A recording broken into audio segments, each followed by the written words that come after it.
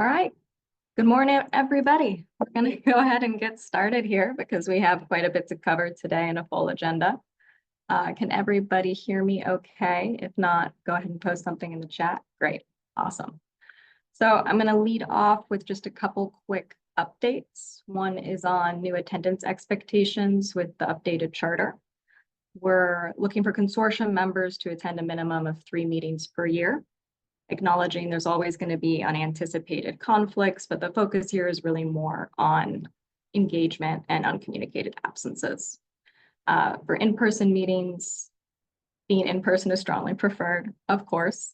And if you are going to have an expected absence, please dedicate an alternate that can vote in your place and let us know the name and contact information ahead of time so we can make sure to include them with all the meeting materials and all that information. And second quick update is I'm going to start doing member one-on-ones with everyone because I'd like to meet all of the consortium members. And so if you have any other questions about the attendance expectations, we can talk about it then. The one-on-one time I'll be reaching out over the next few months, so you can expect to see that soon. And it's just to introduce myself and get feedback on the consortium member experience, as well as getting ideas for how to improve consortium member engagement. And so with that, I'm going to go ahead and walk us through the agenda. Ronan, could you advance to the next slide? So today we're going to go through our welcome and our introductions. We're in that portion right now. And then we'll move to the consent agenda for the meeting minutes from our September meeting. And then we'll do public comment if anyone is registered online. And after that, we're going to hear a presentation of the Behavioral Health Talent Assessment Report, which I'm really excited. And we have our contract partner, AHP, that worked on that with us the last few months here to help present that, and have also invited the Behavioral Health Talent Assessment Steering Committee members to join this meeting as well. Then we'll give everyone a short break, about 10 minutes, because this is an all virtual meeting, so you can step away, do whatever you need to do. And when you come back from that break, we'll have a presentation from Amy Cox, the HEC Director of Research and Data, and Jennifer Purcell, the Director of Future Ready Oregon, on the Year 3 Future Ready Oregon Annual Report. Then we'll hear an update from Jennifer Purcell on the Workforce Ready grants, the healthcare specific ones. So we just completed round 3. And then we'll get a HEC legislative update from Kyle Thomas, who's the HEC Director of Legislative and Policy. And then we'll do our wrap up and next steps and set everyone free by noon. So we're trying to keep the duration of this meeting a little bit shorter. All consortium members should have access to both their audio and the camera. If you don't, go ahead and set a chat to the host, and Ronan can make sure to promote you to a panelist. Or if you're having any tech issues, you can also chat the host as well. And so let's go ahead and advance to the next slide, please, Ronan. For introductions, because we want to keep the duration of this meeting a little shorter since it's all virtual, if everyone could please go ahead and put in the chat, I'm going to go ahead and type it now as well, your name, title, and organization, please. And I'll give everyone a few moments to add that, and then we'll move to our next agenda item for the consent agenda.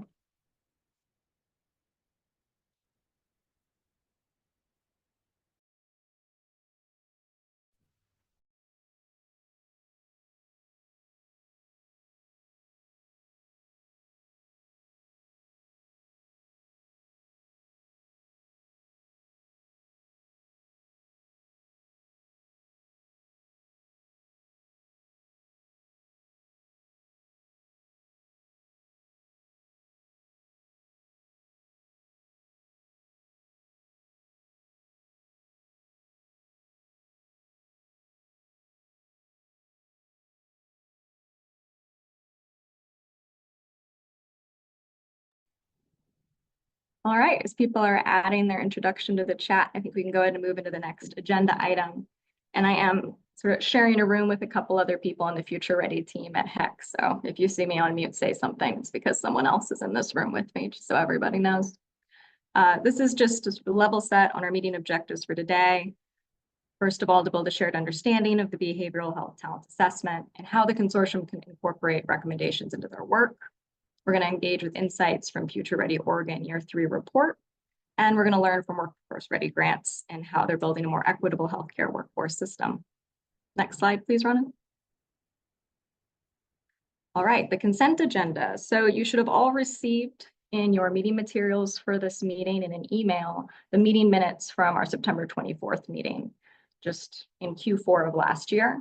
And we went ahead and resent that email at the start of this meeting, so it should be at the top of your inbox. So if everyone could just take a moment, review those now, and let me know if you have any requested changes or amendments. If not, we'll move forward with approving those in just a moment. So I'll give people a few seconds to get that up and review if they would like. And then if I could have someone motion to approve those, that would be great. I move approval. Second. Thank you. And if everyone wants to just put their vote in the chat, you can type yes if you agree to motion to approve as the meeting minutes are presented. And then I'll wait a second here until I'm told that we've reached quorum on those votes.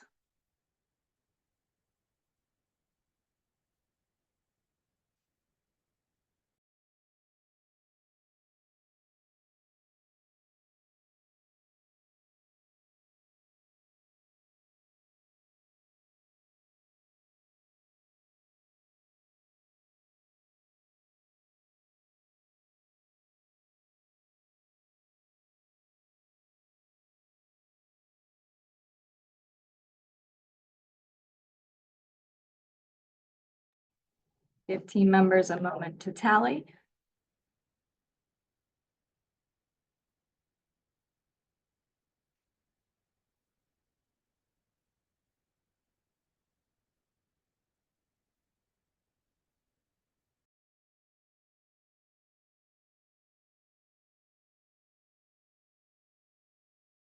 Okay, looks like we're good to advance. Thank you, everybody. Next slide. Public comment. Ronan, do we have anyone registered for public comment today? Not at this time. Okay. Then let's move right along. We're making great time into the next agenda item. Okay. Behavioral Health Talent Assessment Report. So I'm going to go ahead and introduce Advocates for Human Potential. So that is the contract partner that we worked with. After I do a little bit more of an intro for this, I'll go ahead and let them introduce themselves. I'm going to hand it over to them to present in just a moment. This is who we worked with the last few months on this behavioral health talent assessment, which was really focused on supply demand of workforce development, training, and education programs in Oregon. We anticipate publishing the final version the first week of February on the HEC website. Everyone should have received a draft of the final report along with your meeting materials today. Just kind of glancing at my checklist here of things. We're going to pause between sections briefly for anyone that has clarifying questions, but we're also going to have plenty of time at the end for questions too. Members of the Behavioral Health Talent Assessment Steering Committee were invited to join today. So they should have all been promoted to panelists so they could participate in the discussion portion after the presentation. And I'm really excited to see some of them are on the call. So they'll have their video and audio enabled as well. And they contributed significantly to this talent assessment project. Thank you to all steering committee members that joined today. It really made a huge difference and was very impactful for the direction of this work. For questions throughout the presentation, consortium members, please use the chat and we'll go ahead and revisit those questions, like I said, at the end when we have time for discussion. For any public attendees that are listening in and have questions, please use the Q&A feature in Zoom. But consortium members, please use the chat. And I think with that, the last thing I wanted to touch on was what are next steps after this report? The next steps are going to be for the consortium to stand up a behavioral health workforce work group. So that'll be a new work group. And the purpose of that work group is going to be to build on the findings and recommendations delivered in this report, and then determine what are potential action items and next steps that we might be able to take. So with that, I'm going to hand it over to AHP to present. Thank you, Maggie. Hello, nice to meet everyone. I think it's still good morning for you all. My name is Martina Durant. I am the project director of this project and a workforce subject matter expert. And so I'm going to get us started off today. But AHP team, if you all can quickly unmute and just introduce yourselves so we don't have to pause the presentation, I think that would be a helpful flow. Susan, I see you up first. Great. Thanks, Martina. Hello, everyone. Thanks for having us. My name is Susan Lang, and I oversee our Workforce Innovation Lab at Advocates for Human Potential.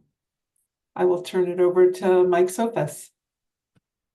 Hi everyone, Mike Sophus here. I am the Director of Innovation at HP, and so for the purpose of this, I am the lead on the research and quantitative side of things for Workforce. Thank you. I'll pass it to Alan. Thank you, Mike. Good morning, folks. I'm Alan Fowler with AHP. I'm a consultant, subject matter expert in workforce development, and I really sort of helped draft and with the team and with the input from the steering committee, crafted the report and some of the findings. And I will kick it over to Erin.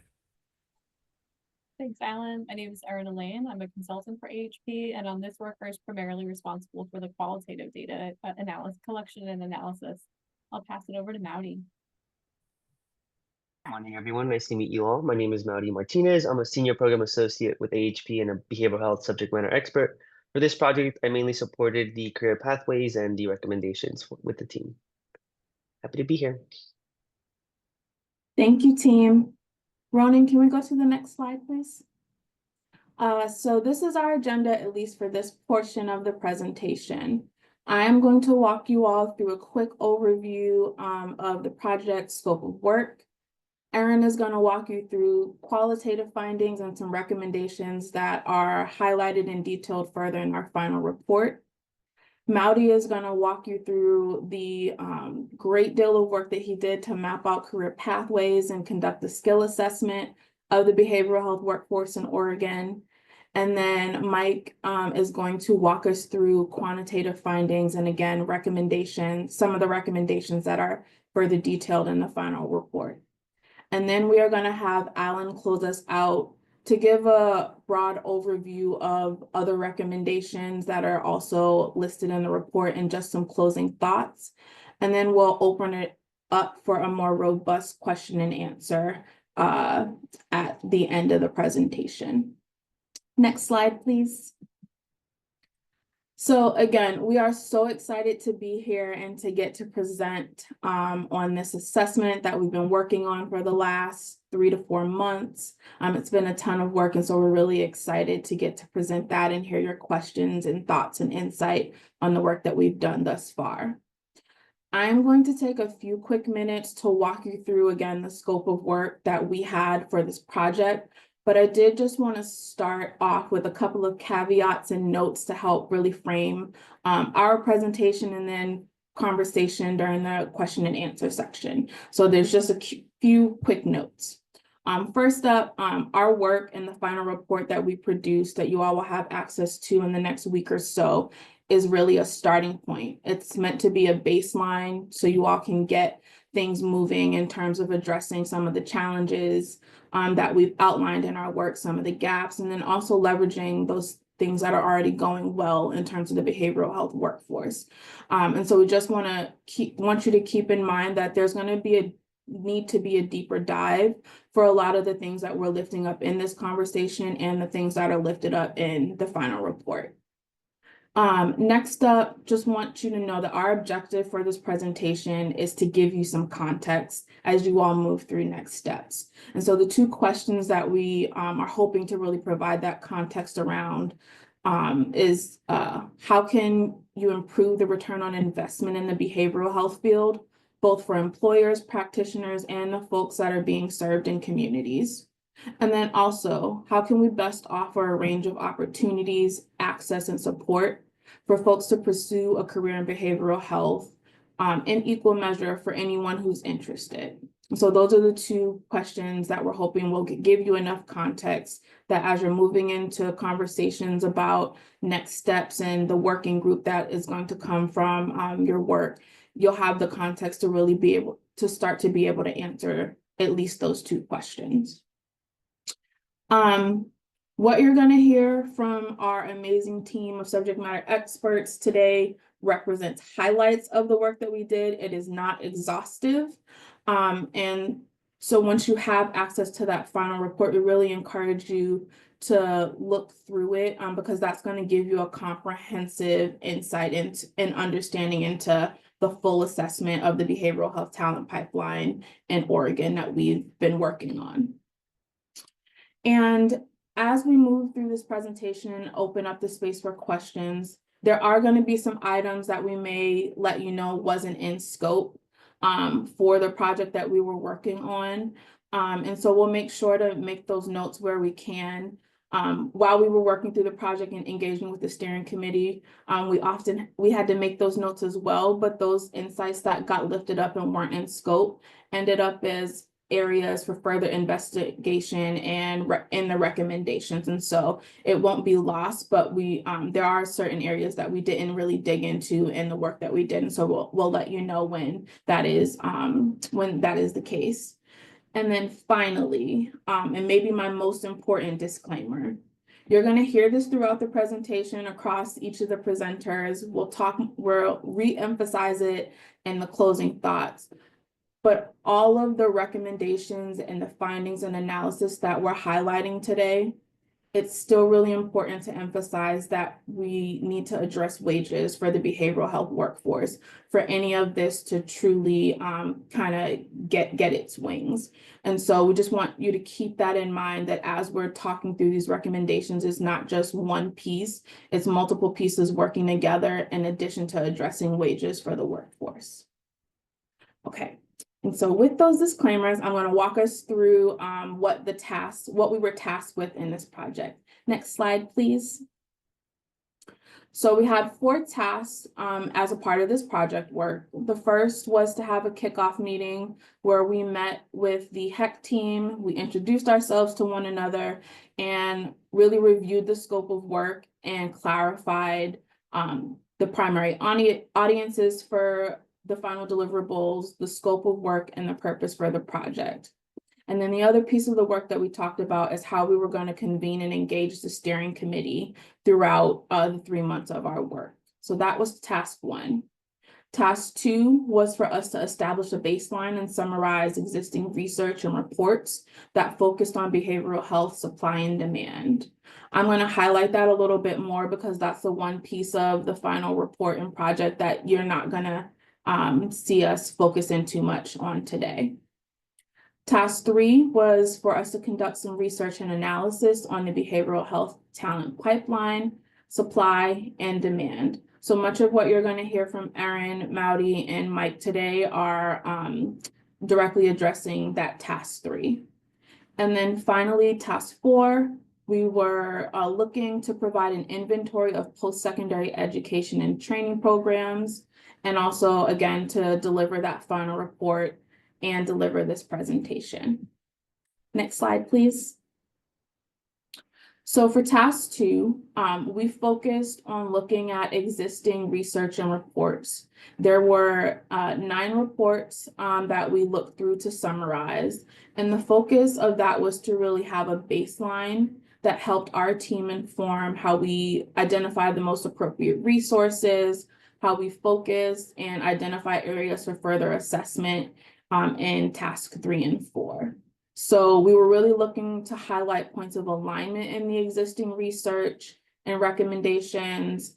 We were looking to identify gaps in the existing research and then really thinking about how we can expand in our recommendations on what has already been established in this summary.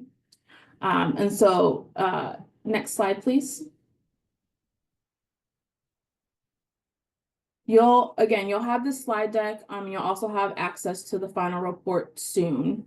But we walked through these 9 reports and they were selected and approved by HEC. And they were identified as essential to our work to examine the behavioral health workforce landscape in Oregon. So what we did in the final report is we identified some gaps and needs that we categorized into 7 categories. And one thing to note is that we identified a lot of points of overlap across those categories. And then the other big finding I think that is just important to highlight is that persistent shortages consistently reflect challenges around low pay, lack of cultural responsiveness, educational constraints in terms of funding and access, clear pathways and workplace pressures impacting retention were kind of those overarching themes that came up in this summary. And so we'll talk more about some of the recommendations that we have to address some of those areas and areas for further investigation as we move through this conversation. Next slide, please.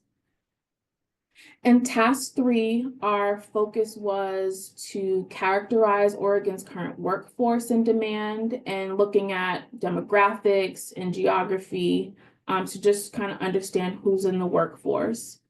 We were also tasked with describing the current demand for services, looking at where there are shortages, and then also assessing projected demand. We identified high-value credentials and pathways into the behavioral health field, which Maudie is going to talk more about, in addition to mapping career opportunities and ladders for the behavioral health workforce in Oregon. And then we, as in Mike, designed a web-based survey to understand and compare trajectories of behavioral health professionals. And then we developed predictive analytics. And so you're going to get to see some of those findings later in the presentation to really highlight and explore those challenges that are faced along the academic pathways and into employment in the behavioral health sector. Next slide, please.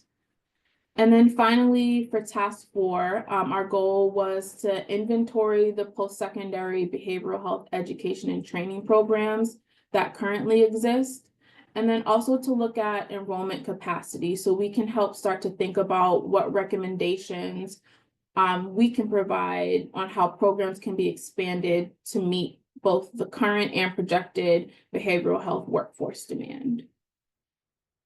Next slide, please. And then finally, the other piece to task 4 was for us to develop the final report, which is the behavioral health talent assessment. So the summary, the characterization of the pipeline, demand and supply, to provide those predictive analytics where we're highlighting the trends and the contributing factors into what those challenges are in the behavioral health workforce. And then a robust list of recommendations that were developed in conjunction with the steering committee and the team, the HEC team. Next slide.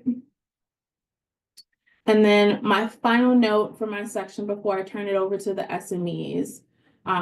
As we moved through each of the tasks that I just did a quick overview of, we presented our findings and collaborated with both HEC and a really enthusiastic and heavily engaged steering committee of 18 stakeholders. They represented a coalition of behavioral health experts, leaders, state partners, and cross-sector stakeholders. And the steering committee, like I can't say enough about how engaged they were throughout this process. They openly shared their expertise and insight and really gave us the context within Oregon that we needed to give a good set of recommendations. They helped us to develop and influence recommendations, identify areas for further research and strategy. And I think the most important piece is they were really able to highlight strategies and programming that were already being implemented and were having success across the state, which gave us something to leverage and highlight across the report. So when you get access to that final report, you'll see the extent of the collaboration in the final report, especially in the recommendation section where we've noted all of the recommendations that the steering committee directly provided or influenced. And so we're looking forward for you to have the opportunity to dig more into that. And that is the overview of what we were tasked to do in 3 to 4 months. So with that, I'm going to take a quick pause to see if there's any clarifying questions that you might have about just the project overview, and then we can dig in to the interesting stuff and have Erin lead us off.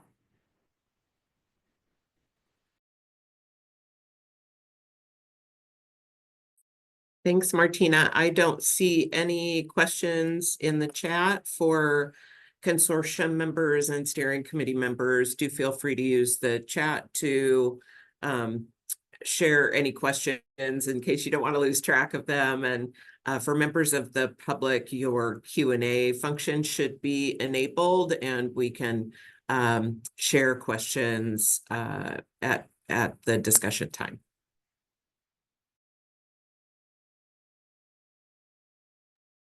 Thanks, Jennifer. Erin, it's your show. Okay, Ronan, next slide, please. Thank you very much. So as I mentioned in my intro, I was primarily responsible for working with HEC and the steering committee to accomplish the key informant interviews and the focus groups, both the qualitative components of this research. Today, I'm going to give you some high-level findings. There's a lot more included in the report, including lots of wonderful quotes. So you'll hear directly from the people that I interviewed that spread throughout the final report. As Martina and others have mentioned, we greatly appreciate the help of the steering committee in being able to accomplish this task. We were sent a list of over 100 people for prospective interviews, and unfortunately had to narrow it down to ended up being 14. So we completed 14 interviews virtually, as well as 2 focus groups. The interviews included meeting with educators, practitioners, administrators, and leaders in the field. In our focus groups, one was dedicated to speaking with educators across a variety of settings, community colleges, public university, private universities. And the second focus group was dedicated to administrative authorities. Again, as Martina said, if you'd like more background, I'm happy to answer that in our discussion section, and also point your attention to the report for more information about our selection process. Next slide, please. All right, so here's some of our key findings from the key informant interviews, as well as the focus groups. Apologies for the size of the text. We'll make sure you get these slides, as Martina mentioned. I want to start us off with our trajectory at the education level. Some of the challenges that we heard from educators and other folks working in the field were lack of opportunities to meet demand of the upcoming workforce. So that's different types of programming available to meet the needs of folks who want to enter into the behavioral health field. Of course, the cost of education, not just a challenge in Oregon, but all over the country, particularly in the behavioral health field, for the comparing the cost of education to the pay you'd be getting when you're working in the field can be particularly challenging. In addition, confusion about some of the behavioral health system structure and vocabulary. I was able to speak to some folks who are working in more of a human services field. There's some confusion of whether human services is part of behavioral health. What does behavioral health encompass? So if want to get really clear on the cohesive structure and vocabulary used in Oregon to describe what the behavioral health field is. Again, maybe not a challenge unique to Oregon, but we definitely see this in other states as well. But something that came up kind of frequently in terms of things that could make this education pathway easier. In terms of entry into the behavioral health field, licensure was something I'm pretty sure came up in every single interview and focus group, right? Licensure and training barriers being cost prohibitive, and perhaps not enough supervisors or clinical supervisors able to help folks enter into the field and thrive in the field as well. Lack of competitive wages is definitely something Martina's brought up as a kind of a cornerstone of the challenges the behavioral health field of Oregon's experiencing, particularly compared to other career pathways like nursing or going into private practice in the behavioral health field, specifically for community providers serving the most acute patients. That's something we've heard of those entryway positions, and community health providers are really struggling to retain their workforce. Last but not least, right, not enough senior staff to provide quality on-the-job training or supervision needed for advancement. If folks are leaving the behavioral health field for other positions as a result of some of these challenges, right, burnout, some challenging workplace dynamics, seeking other pay in other areas, there's not enough folks with longevity in the role needed to be able to train the upcoming workforce. So it's this kind of linked challenge. Last but not least, an advancement in retention. I can't tell you how many times I've heard the word moral injury in interviews, right? Maybe one of the first times I've heard that specific term used so frequently in terms of challenges that folks working in the field are experiencing. That's related to burnout, trauma, low pay, limited advancement opportunities, perhaps some workplace safety conditions. That was definitely something I've heard from providers working in the field around wanting to make sure their staff felt safe in the workplace. All impacting retention in the field, as well as an increasing shift to private practice, people leaving after a few years to earn higher pay, work with less acute clients and less clients in general, as well as the challenge presented by an emerging workforce with different types of workplace norms and concerns. I'm sure that many of you are seeing that come up with the emerging workforce coming out of higher education and the different challenges that may present. I want to highlight here that these are all impacted and impact structural, social, and systemic challenges that Oregon and other states are really feeling acutely, including conflict with regulations or prescriptive care mandates, high administrative burdens, and an increasing cost of living. So it's a kind of a multi-layered challenge that you all are experiencing. And I give kudos to your workforce and your work group who are going to be exploring this challenge. There's some unique conditions in Oregon to consider as you're exploring this work group that we encourage you to read more about in our final report. Next slide, please, Ronan. Awesome. So I want to end this section on qualitative interviews because we've lots more to talk about, and you'll see a lot of these challenges reflected in other parts of our report and findings as well, including the great work that Maudie did on our labor market skills and the great survey that Dr. Sophus was able to complete. And it was great to see how all of these sections kind of are interwoven, right? We heard from various different methods about these similar challenges.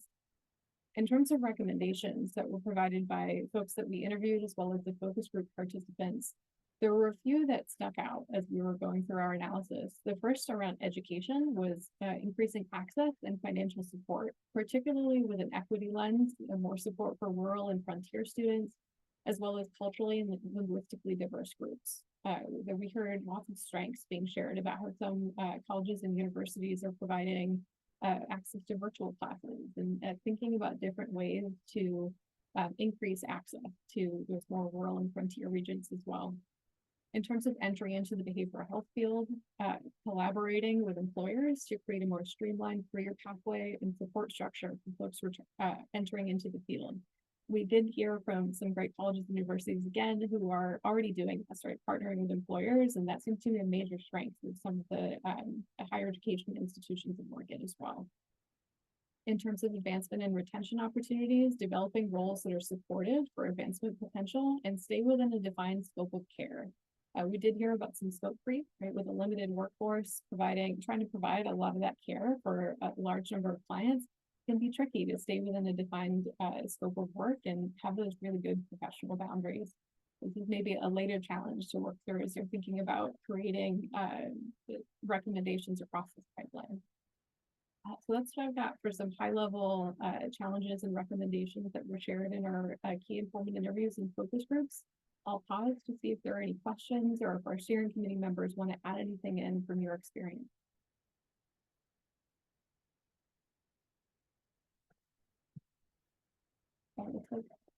Marin? Yeah, hi, thank you, Erin. Good question. Did you notice or did you look at it? How's the collaboration of all these sectors dealing in behavioral health? Is it a good collaboration? Or is it different factions with opposing perspectives or views? How are they working together in the ecosystem of behavioral health? Great question. I think one of the main things we've heard was about siloed collaboration, right? It seems like across regions, there is some good collaboration happening. We did hear that from our key informant interviews as well as focus groups, but it might be siloed in particular regions or sectors. For example, I know one thing we did hear from some of the higher education institutions is that although they may be able to provide some collaboration with employers, they might feel like they're competing against each other as higher education institutions for opportunities to provide support to their students and create those pathways. So, Marin, I think that's an excellent point in highlighting the need for more collaboration in this area. Thank you.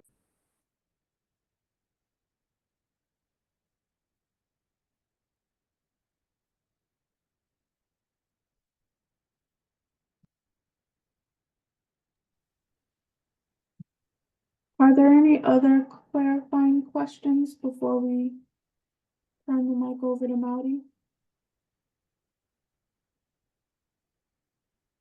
I don't see anything in the chat.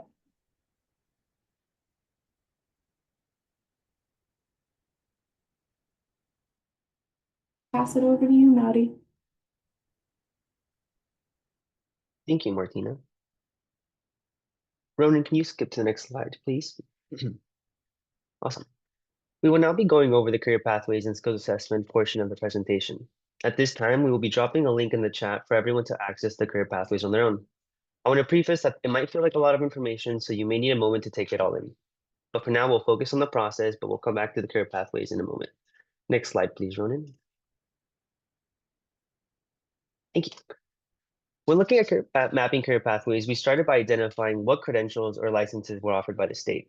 AHP identified 60 different behavioral health credentials and licenses offered by 14 distinct certifying and licensing boards in Oregon. As you can imagine, 14 is a lot of stakeholders involved in the credentialing process. Additionally, we used the available scopes of practice and identified key skill standards across the 60 credentials and licenses in Oregon's behavioral health workforce. We combined skills that were similar in order to avoid redundancy and keep the list focused on more advanced skills relevant to providing the behavioral health services we were analyzing. For example, recovery support and addiction recovery were collapsed into one single term to kind of streamline that analysis. In some instances, additional skills were included in a credential or license to offer a more comprehensive and accurate representation of the services that fall within the occupation. For example, SED assessment under PAs and medical doctors. The top 5 transferable skills across the 60 occupations we analyzed were behavioral health support, client advocacy, treatment planning, crisis counseling, and trauma-informed care. And we will tie this all together in the next slide. So next slide, please. All right, moving back to career pathways. Take a moment to look at the diagram key. The careers are mapped based on their educational requirement. So starting on the left, you'll see a minimum degree needed for the role. Next to that is a certifying or licensing board responsible, followed by the credential they offer, and finally the occupation that credential is tied to. This layout helps clarify how education and credentials connect to specific roles. And just, I know I sent the link to the diagram in the chat. If that can be shared with everyone else so everyone can access that on their own, that'd be great. So the layout of the map helps clarify how education and credentials connect to specific roles. Today's presentation features just a small portion of the pathways we developed. Here we have the occupations connected to mental health, addiction, and certification board of Oregon. As you can see, there are some career progressions within this portion of the map. Something to keep in mind is that each colored line represents a specific degree or educational attainment. So as we move up the progressions of certified alcohol and drug counselors, or CADACs, we can see it progresses from no required degree with the yellow line all the way up to a master's degree with the turquoise line. When we analyzed both career pathways and skills assessment, we uncovered something similar. Essentially, all the jobs in these progressions share similar key skills based on their role. However, there are regulatory laws defining who is legally able to provide certain services that limits the flexibility within these job occupations. So as folks progress through these roles, there are specified supervised experience hours required at each level that once met grant the individual the ability to perform certain services. For example, diagnosing mental health disorders is something that is granted after obtaining a specific degree, license, and certain supervised experience. Challenges we've uncovered throughout this process is that finding this information and mapping this out was extremely challenging and confusing, which may present a barrier for folks looking to enter the field and trying to find where they might fit best within the entire spectrum of the field. We also uncovered that some pathways have limited mobility, which would be useful to know as folks also look to enter and find their space within the field. Progressions may require additional education or supervised hours that sometimes may come at the expense of the individual. So you have to pay for your own supervised hours in some instances, and that can obviously present a barrier. Higher education may not always yield a positive return on investment in these roles. So when analyzing, there's very minimal pay increases within these occupations that also, make it a challenging kind of sell for someone to continue to meet those additional educational requirements while not getting the compensation that they were looking for. And something else we pulled up with this is the need for further analysis into regulatory laws dictating what certain roles can provide what services. I will say, and I will lift up that the Mental Health and Addiction Certification Board of Oregon is on the right track.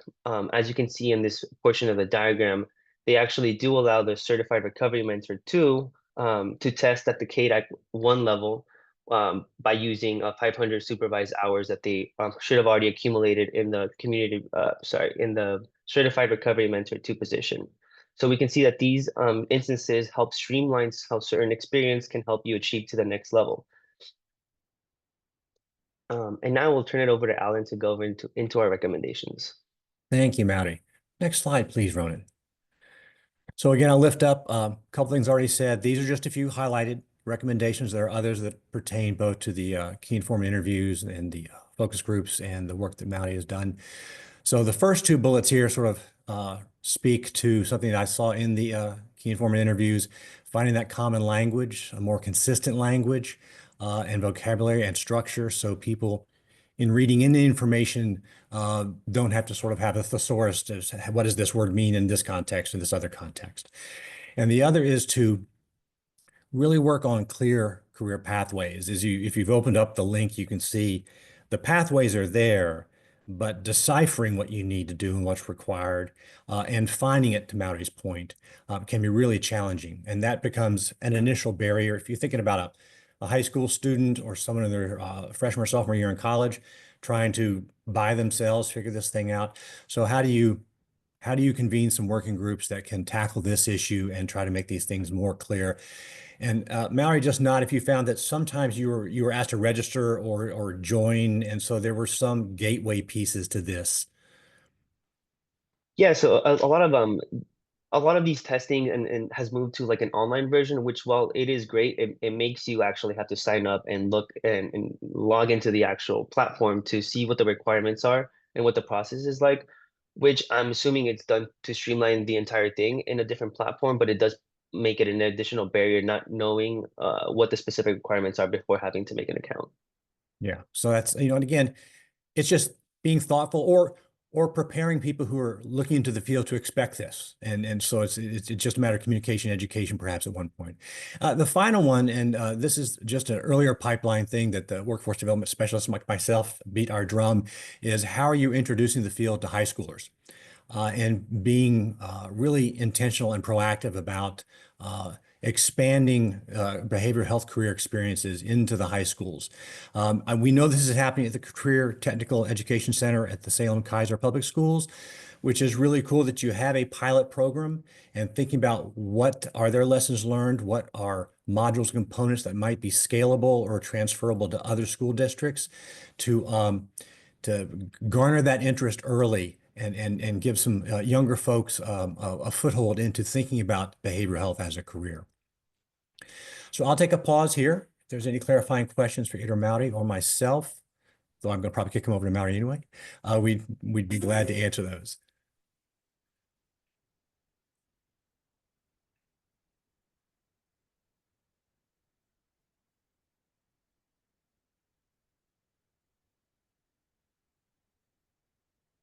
Or if something occurred to you, you can drop into the chat or add to the Q&A box.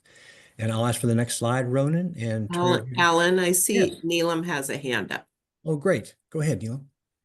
Yeah, thank you so much. I really appreciate this. Is such great information. I really appreciate the career mapping exercise and the complexity of it. Maybe you're going to get into this a little bit later. I'm curious if you heard very much about the integration of behavioral health into primary care.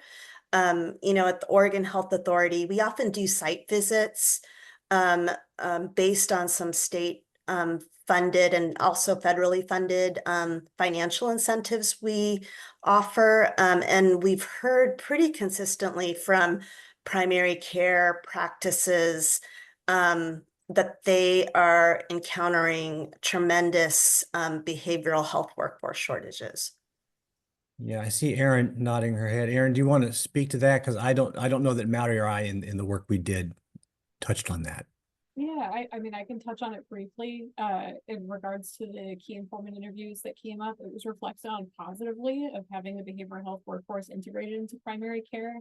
And again, it does, as you said, Neelam, have similar challenges that the behavioral health workforce writ large are encountering, right? How the shortages are impacting, ability to care and ability to refer to those behavioral health practitioners as well. So definitely heard, and folks seem to really like that integration, at least from the perspectives that I was hearing. And I know another strategy that I don't think it's included per se in the recommendations, but as we're talking about it, and it gets back to this collaboration point, is also helping primary care physicians know who to refer to. Like, what does that community of care look like, well coordinated in a way that when they recognize that there's a behavioral health challenge in addition to whatever brought perhaps that person into the office, that, where's that warm handoff and how can that happen so that those wraparound services are more fluid and flexible and adaptable. But yeah, thanks for raising that up. Any other hands? Any other questions? Alan, I do see a couple of questions in the chat.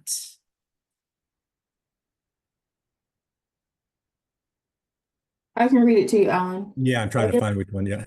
It's from Cheryl. Are there more specific recommendations for the education sector around increasing capacity or organizations that employ behavioral health providers around recruitment and retention? I think one of our overarching insights is to expand programming in your rural and frontier areas and to take a real regional approach to sort of determining when you look at the state as a whole, there may be a lot of capacity, but when you start to break it down by region and accessibility, that's where I think there's some bumps in the road. So I think taking that regionalized approach, and I like that even in terms of career mapping, because if I don't want to leave my home, but I want to be able to have a career in my region, thinking about how do you regionalize those career pathways so I really have access to thinking about what's my roadmap here, where I live and where I work. And the other half of that are organizations that employ behavioral around recruitment and retention. We will speak to some recruitment and retention. It was a bit beyond our scope.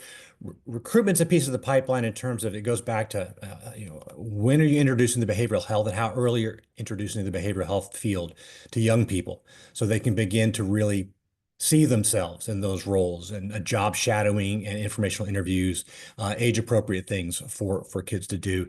We will speak to some retention toward the close because it's sort of beyond the educational talent pipeline, though I will say we did hear at times some challenge in preparing young professionals adequately for what the direct service looks like day to day, that you're getting some of the book skills and knowledge, and we know this, that it is hard work and some of the burnouts driven by the challenges of day-to-day working with people who are often in crisis, and that's where you're sort of living in one space or another and thinking about how those real life experiences might be brought into a curriculum in a way that prepares them better and therefore gives them that more longevity because they're not sort of off kilter when they really walk into a space and are doing the work. Sarah, I see you got your hand up.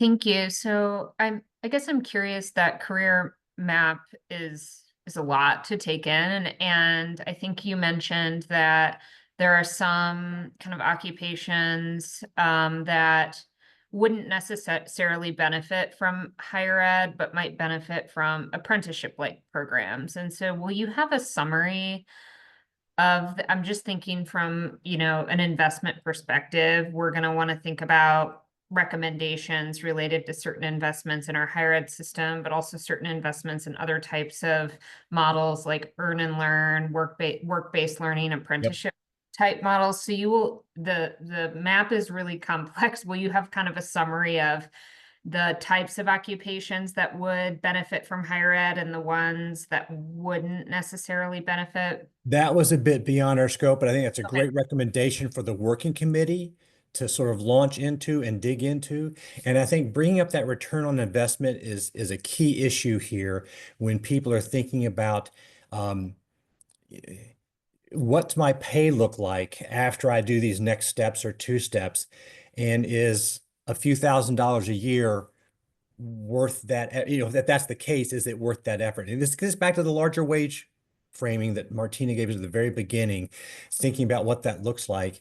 And I would say this out loud too, thinking about if I want to remain as a peer worker, what does my salary look like after 15 years? Like how do I gain incremental pay increases that really represent and honor the value of the lived experience I am bringing to integrated care and peer services?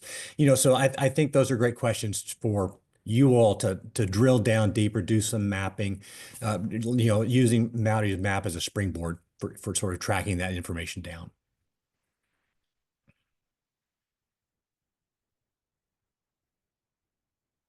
All right. Thank you. Just for the sake of time, because we'll get back to some questions in the end. So if something does come up, you want to jump back into something, we'd be glad to hear from you. But I'll ask for the next slide, please, Ronan. And Mike, I'll turn it over to you. All right. Can everyone hear me okay? Yep. All right. Next slide, please. So the first piece of evidence came from the educational system, higher educational system here in Oregon. And the main goal of these analyses were to examine the extent to which behavioral health related majors differed from other majors at both public universities that grant bachelor's degrees and also at the associate's level. So at different stages of both the higher ed and technically, right, the educational process for workforce development in terms of that pipeline. And so interestingly, what I've found is that there's some pretty robust variability at the community college level, which overall was actually one of the, in my opinion, shining stars of this analysis, because we found that there was actually some pretty effective, affordable pipelines to behavioral health positions through community college into bachelor's programs into the workforce. But what we're seeing is, compared to national levels, the actual averages for both the bachelor's programs at the public level and community colleges were below national averages for the last couple of years. And in 2023, they were almost half of the graduation or completion rate. And so if you think about that at scale in terms of the hundreds of thousands or millions of students across all majors, right? And then, however many there are at that level, for behavioral health folks that or behavioral health related majors, that is a massive effect size. That is by itself could easily, be a massive part of this issue in terms of the pipeline. And regardless of the other recommendations and approaches, if that doesn't show a little bit of an improvement, it's going to be challenging to move the needle on the shortages, retention issues in the behavioral health workforce. Next slide, please. So in our survey, I'm trying to think of the exact number. I want to say around 3 to 4% of all behavioral health workforce in the state of Oregon were surveyed as a part of this quantitative survey. For those of you who might like stats, that is absolutely crazy in terms of the prevalence and the numbers that we're getting as a proportion. That is very rare and unusual. And what it allows us to do is really increase our confidence in the statistical generalities of the findings of this study. But as you can see, we have the demographics here. I'm not going to go into too much detail due to time, but they matched really well actually to population levels in the state, with the exception of ethnicity and gender. Next slide, please. One of the first pieces we found that was interesting is there's a massive effect of folks intending to quit their job in the current month, like in the next 30 days, based on age. And so 18 to 29 was second highest, but then it clearly peaks, showing sort of a upside down U-shaped curve at the 30 to 39 age bracket. And so these numbers, and we do mention this in the report many times, these are abnormally high numbers, both in terms of the Averages for those intending to quit for everybody and within the age groups. These are very high, and we've been using the same measure in quite literally tens of thousands of employees across the country all year in other surveys that were designed almost identically, and these are very high in Oregon compared to other places in the country. The piece we wanted to validate, and this is an important consideration, is that a big part of folks' self-reported in the behavioral workforce, why they like their jobs, why they are in the field, is about values-based or helping others, right? And I think we all kind of would expect that anecdotally, but it's important to empirically demonstrate it. And I think a lot of us know that this has been taken advantage of for decades. Is that folks care about it and they value helping others, and it's fulfilling to them. And from a supply and demand perspective in our our economy, it gets taken advantage of, and the lowest possible pay conditions, et cetera, that are available, people will persist because they care about helping others, and it puts employees in a really hard position. We did compare here, though, bachelor's programs and graduate programs of behavioral workforce that went to programs for a behavioral health related degree in a bachelor's level and graduate level in Oregon versus not in Oregon. And generally speaking, I don't think there's a lot to necessarily make of these findings, except for the fact that in general, burnout and quit rates and intent to quit the industry, so leaving behavioral health entirely, are excessively high and amongst the highest I've ever seen. All right, next slide.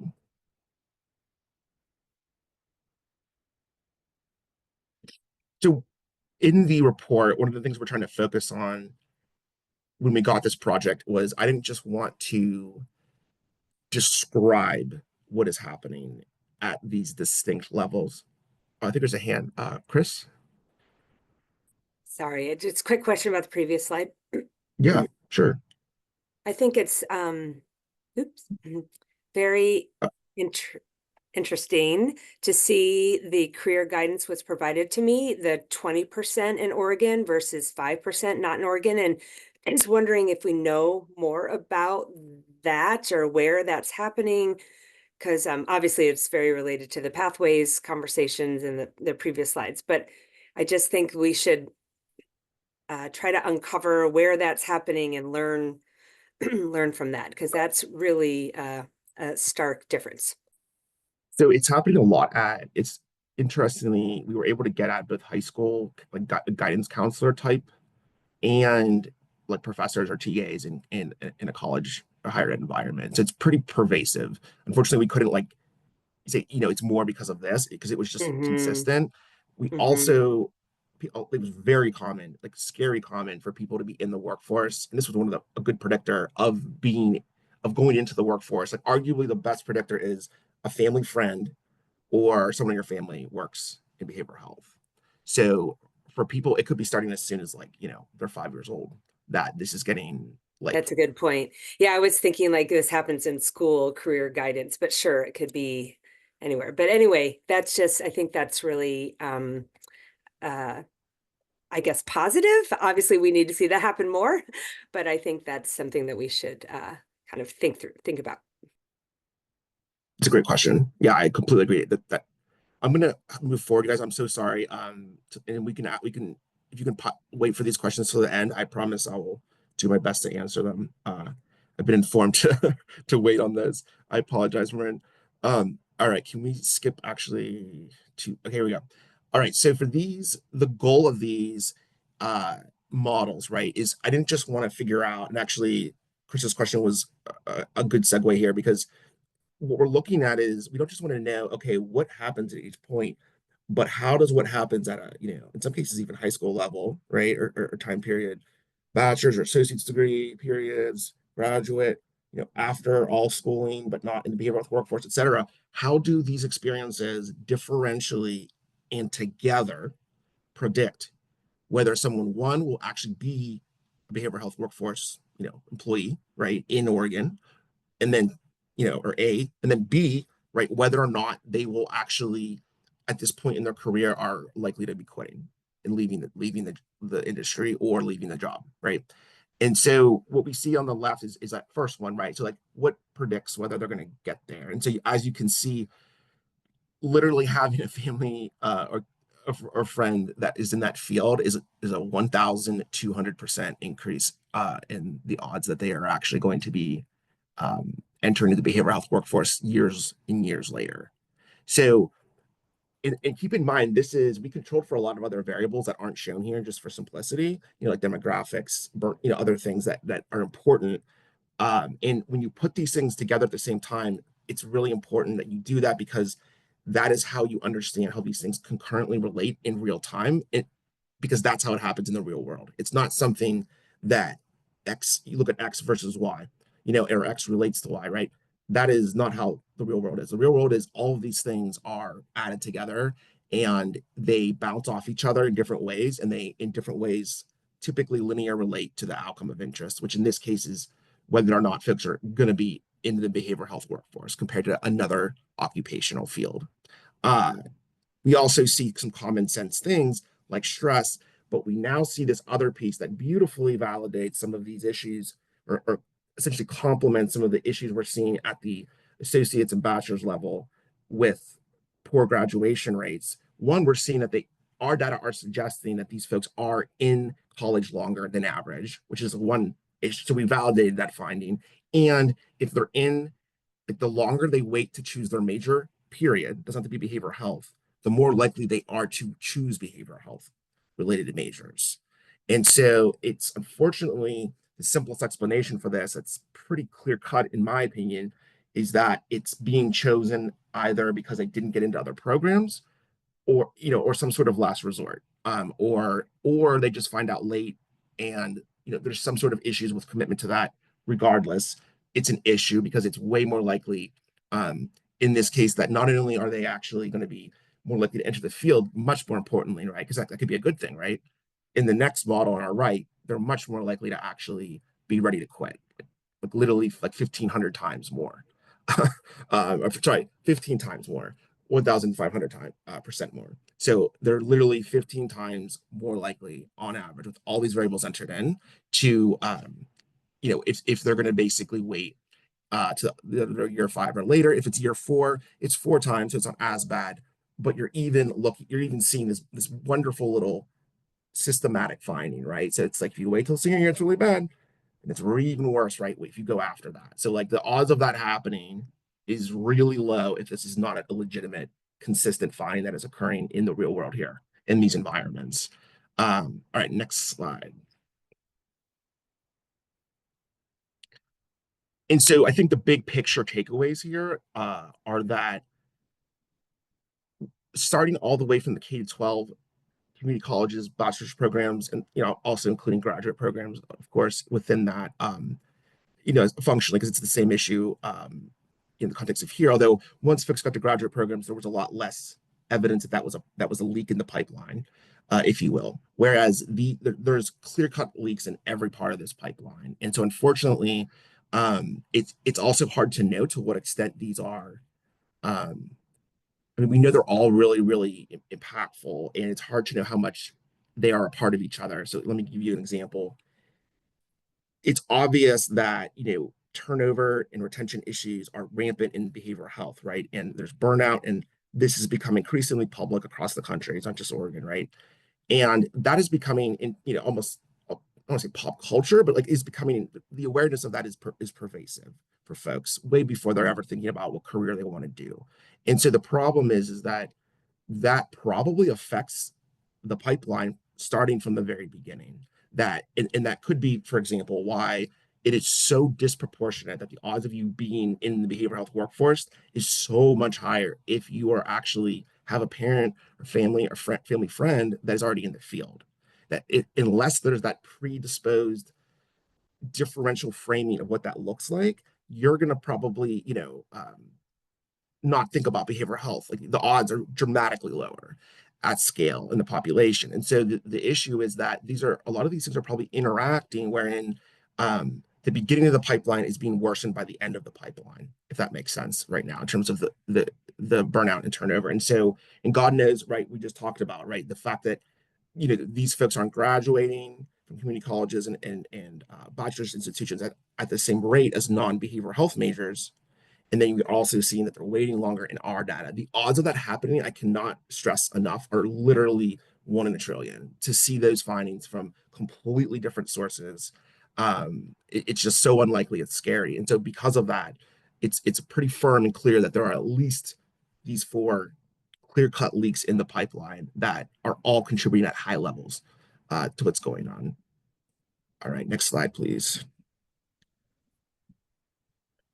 Alan, do you want to do this one? Yeah, I can jump in on this one. Thanks, Mike. So the recommendations, some I think are come right out of what Mike was just talking about, to further investigate the discrepancies between those completing inside and outside Oregon, both good and bad.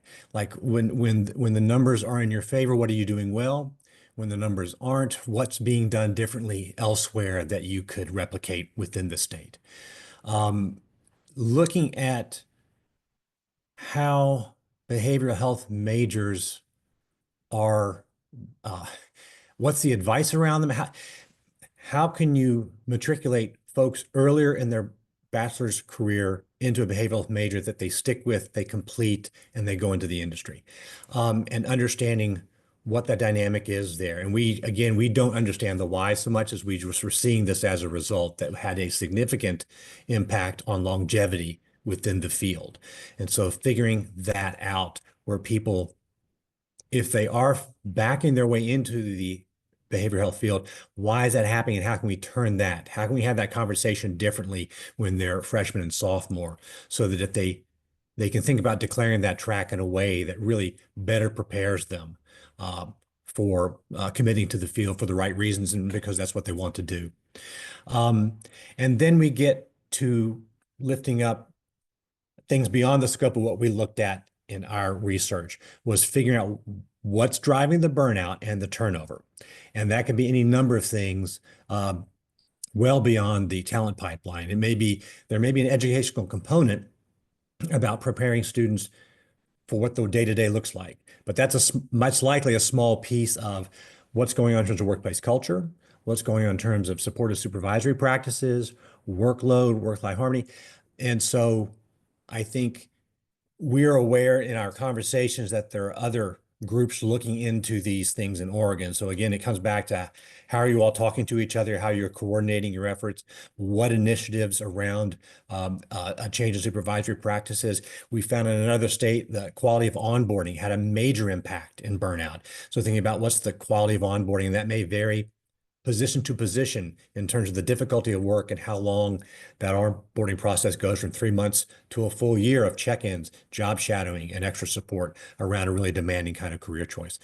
So, and those are well outside the scope of what we did, but I think they're really important to understand. To Michael's point, X and Y don't correlate. It's lots of alphabet soup correlating to Y, and thinking about what you can do on all those other letters in that alphabet soup so that you inform someone's capacity to really persevere and have that resilience to stay within the field. All right, I'm actually going to ask for the next couple of slides, and then we'll get to the open-ended question period, and we can pick it up from there. So closing thoughts. Next slide, please, Ronan, and go ahead and jump to the next one as well. Thank you. So I looked up again. These are just a smattering of the recommendations you'll find in the full report.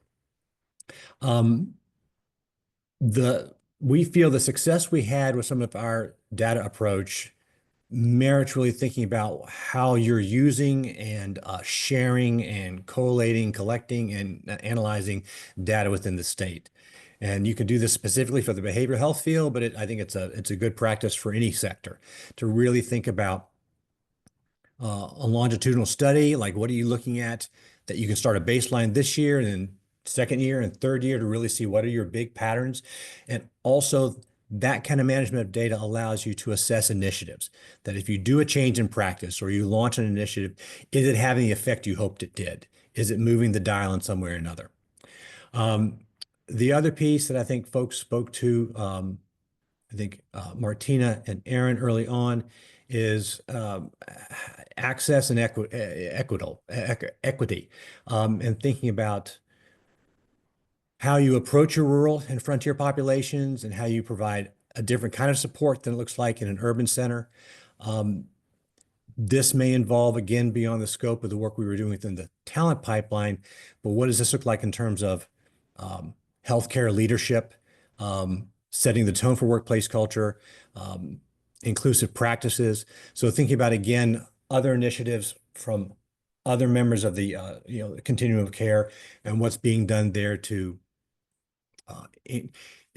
and this ties in, I think, to also understanding why folks stay in the behavioral health field. They have that sort of caring gene, but also a healthy workplace culture mitigates some of the pay challenges.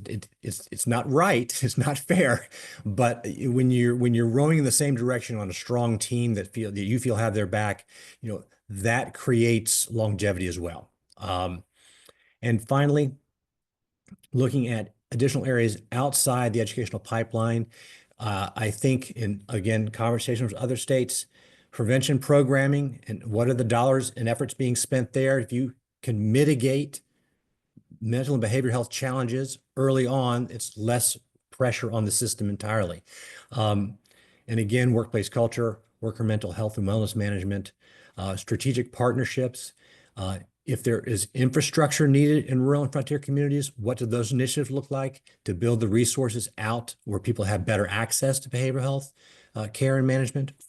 So that's it in a nutshell. I think, let me just see the last slide, but I think we've just got a couple there. You're going to get any questions. Then I think you have a contact slide for us if you want to reach out afterwards.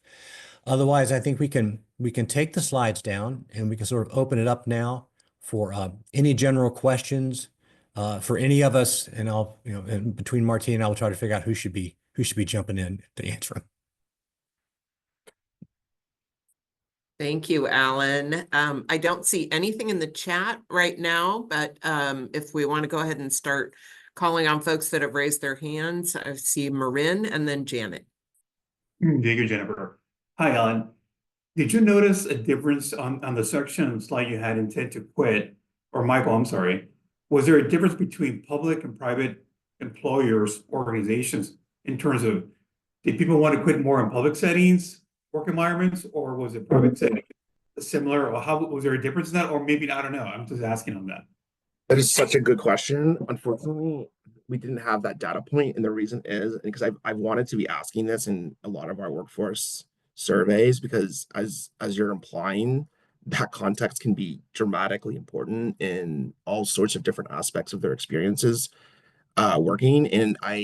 But the issue becomes typically, like, we don't want to ask them like exactly where they work. Folks can get very sensitive about, understandably, about like, data privacy and security type issues with this, because we do have a lot of other variables that, theoretically could be used to identify folks. So it was really more of a data security risk mitigation piece. But that's a really good point, and I'd be surprised if there wasn't something there. Thank you. Thank you, Michael. Janet? Oh, yes, thank you. First of all, I just have to say this was probably the best presentation I have seen around this work, and actually at this table. I really do value data-driven information and data-driven decision-making, because it allows us to get a better span and make more informed solutions. So much appreciated, very crisp presentation and very on point. So it was pretty clear, from your presentation, but also according to the NSSL, nationally, 93% of behavioral health workers report experiencing burnout, right? And then, according to the Bureau of Health Workforce, as of August 2024, the last I looked, over a third of the US population resides, where there's mental health shortage areas, which means there's an absolute correlation to provider shortages and burnout stresses, right? So 100%, yeah. Yeah, so were we able to kind of look at that correlation? Because I think the burnout, and when I looked at that age group that was quitting the most, 30 to 39, I'm just making my own uninformed observation. That's when most people are raising a family. And if you are raising a family at that age and you're experiencing burnout because of, higher caseloads or work environment stressors, you're more likely to prioritize your family and look for a better, wage compensating job or a better environment. Was there some correlation? Because I think that the quote unquote desert of where you don't find enough workers across the state, mapping to behavior, because I think if we don't address the burnout, Yep. your data showed that clearly, and I'm not taking into account any of the educational interventions or the other interventions you recommended, but the burnout, even on a national level, is quite stark. Any thoughts there? Yeah, I mean, burnout's time and time again the best predictor of turnover. And our turnover intention measure is really cool because we've validated that it's better than existing turnover intention measures, because we added this month, like you're about to quit, right? And then we've also show that like those levels are highly correlated with regular turnover intent, but at much lower levels, right? So people are responding like, okay, yeah, like I might be thinking about it, but nothing like this month, right? So it's a very serious, like they're about to do it, like they're planning to do it. And burnout is every single time robust, and you can add any amount of variables that you want, and it's always robust. And in the model the second model I showed, right, that was predicting, Yeah. intent to quit, all of those same variables that were super high impact predictive were, most of them got shoved out of the model, which is a great way of saying when push comes to shove, it is about burnout. It's a burnout. Exactly right. Yeah. And of course, which will contribute to either the shortage of behavioral health workers, right? I mean, it's like a double-edged sword. Exactly. And I know you don't have a solution, but I just think for this group or whoever will move forward, that your data is explicit. It's just absolutely explicit that we got to come up with interventions, across the board, figure out how to support that. Yes. We do have some solutions, but it's out of the scope of this conversation. But Yes. please, we've been working on this internally for a while, because ultimately I think you're right, and it is double-edged because it's affecting who is staying, and then it's also affecting who goes into it, and then both are affecting. It's technically a three-way interaction effect. Correct. Like it's Correct. crazy. Yeah, and my daughter is in this space. She just graduated. She's in it, but the more she's seen her coworkers burning out, the more she's saying, I don't want to do this. I want to pursue a different master's degree. That's just a real-time data point, right? So also the modeling is modeling in your career work environment is another thing where they say, maybe I shouldn't stay. So I think there's a multiple factor, but much appreciated. Thank you. Yeah, and I think it also brings it back to Maureen's earlier point about private versus, I'm not sure if this is exactly what you're getting at, Yeah. Lauren, but like the private versus publicly funded, and the issues that are you going to wait 3 months to get reimbursement when you're providing Medicaid, or are you going to actually are you going to move to private? And it's like, can you blame people? I mean, it's all of this is all interacting, and so yeah, it's a really good point. And I'd like to piggyback too, to bring up a point that the culture of burnout becomes its own stigmatizing factor. And we talk a lot about going into behavioral health. You have to work against the stigma of working with folks with substance use disorders and mental health, and the stigma that has come traditionally culturally with those things. And it's interesting to think about now a complicating factor of people don't last long in this career as its own problematic perception that needs to be addressed. Yeah. And so that's something else to think about as we do outreach into high schools and stuff. How do you interrupt that, mitigate it, name it and talk about it, whatever the case may be, but just educate more clearly around it. Yeah, So much agreed. Thank you. Thanks so much. We do have a question about the availability of the data. Denise asks, could you please tell me if the data regarding predicting entering and leaving the behavioral health workforce is available publicly? And is this type of data available for other healthcare sectors such as nursing or public health? I'll note that the full report from AHP and the corresponding career and credential pathway map will be made available publicly either later this week or early next week on the HEC website, the Higher Education Coordinating Commission website. And in terms of the data itself, maybe AHP can speak to that. Yeah, so we can't give you individual data at the very least, just because of our IRB. We get IRB approval for these. We want to make sure that we can use it for generalizable knowledge, which is a requirement in human subjects research, et cetera, because we are getting some somewhat novel findings here that aren't necessarily something that is 100% been demonstrated previously in the same way.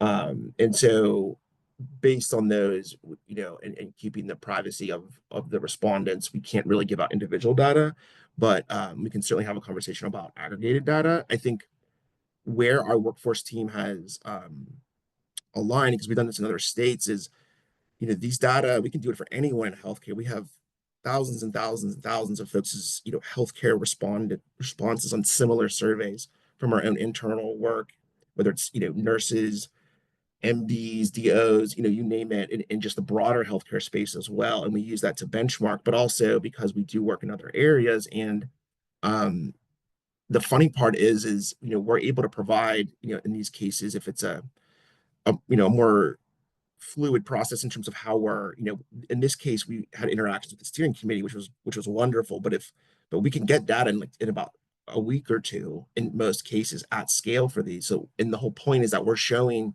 states, in this case, Oregon, right, what is happening on the ground for the people that are, you know, at all levels right now, and in a scientifically rigorously collected way, so that it's not, we're not using HRSA data from a year or two ago, right, that in some ways is actually has nothing to do with direct empirical data from your state. It's modeled after the national data, and then used, and then they take demographics to create expected values for your state, which have no empirical bearing. Like they could just be theoretically, like they're basically made up in some contexts. Really scary stuff, actually.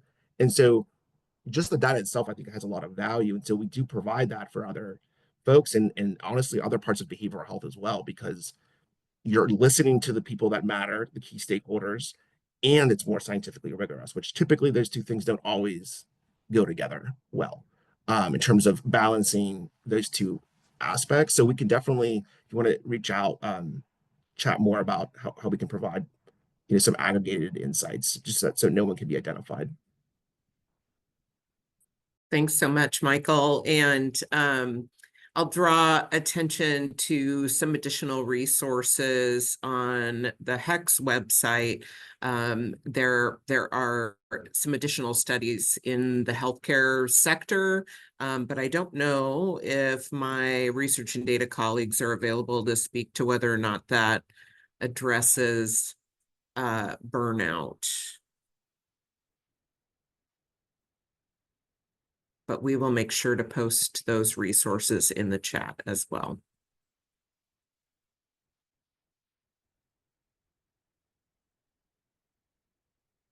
All right, are there other questions for the AHP team?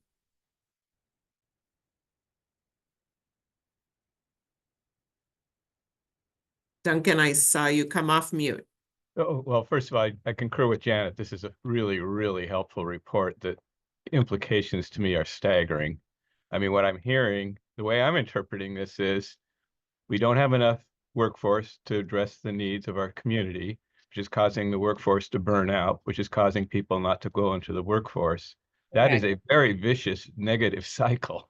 Correct. Got to figure out how to correct. I think it's wonderful the governor has put money into this task for the consortium in the next budget, but it just strikes me that this has to be integrated with the overall mental health strategy for the state. And this is an extraordinarily big deal, what you presented here for the future of our state. So, I mean, I'm not an expert in this area, but I would say this is the kind of work, as Janet said, that we need to be doing in all these fields. But in this case, it is a 5-alarm fire. I mean, It I is don't know. sobering. I can't stress that we've got to put our heads together and go Yeah. to the legislature and really suggest this is important. We've got to figure out how to really strategically invest to turn this around. And again, I would just say this is certainly got my attention, and this is not an area I have that much knowledge of, but I hope all of us in this consortiums figure out how we're going to be very bold in turning this around. So that's my reaction. It's Thank you. sobering, Duncan. It's absolutely sobering. We got to deal with it. Heather J. Yeah, I just wanted to again thank the team who worked on this. They did an excellent job. Again, I agree with the members here that this was probably one of the most valuable and impressive reports I've seen out of many, many, many, many workforce committees and task force that I've been part of, and I will be sharing it liberally. So thank you. And then particularly important, I apologize for being in and out of the meeting today, but the behavioral, as folks may know, I'm the executive director for the Oregon Council for Behavioral Health. And so we're a nonprofit trade association representing providers across the state of Oregon. For those of you, my hair's a little on fire today because of the new OMB release. This kind of work is even more important because this is real and it's we're facing some things that will impact burnout and access and all kinds of stuff. So it's a little sobering. Yeah.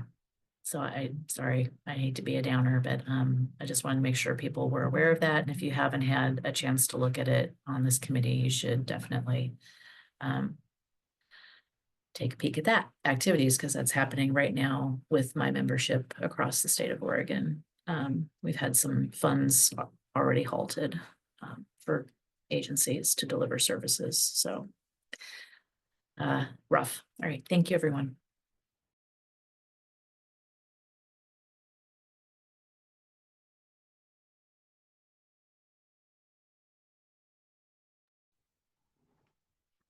Thank you, everyone, for sharing. Hold on. Okay. Sorry, we're figuring out the right sequence of audio and muting being in the same room, but it looks like it's working now. Thank you for everyone for participating and sharing during this meeting today. I want to say thank you again as well to the Behavioral Health Steering Committee members. Really made a huge difference and contributed a ton to why this report really ended up being able to deliver what it has. So thank you again. And I want to say thank you again to the AHP team for all the great work that you've done on an accelerated timeline and for being here today to present and answer all of these questions. Clearly very skilled and very knowledgeable team. And we really appreciate you taking the time today to present your work. And wanted to reiterate that next steps after this are going to be to take the report findings and recommendations and stand up a behavioral health workforce work group and to figure out how can we build on those and identify what could potential action items and next steps be coming out of this work so we can continue to evolve the work from what we heard presented today. So if anyone's interested in participating in that work group, please reach out to me. You can do that by email and let me know that you're interested in participating. And we'll be looking to set that up in Q1, so in the next couple of months, and to convene it. And with that, I believe we're at 10:29. So I'm going to release everyone to go on a break. Please come back here. We'll start again promptly at 10:40. And I appreciate you all and see you again soon. For any AHP team members or steering committee members, you're welcome to stay on the call and continue listening as a public attendee. And we always appreciate having you. And consortium members, we will see you back here at 10:40, please.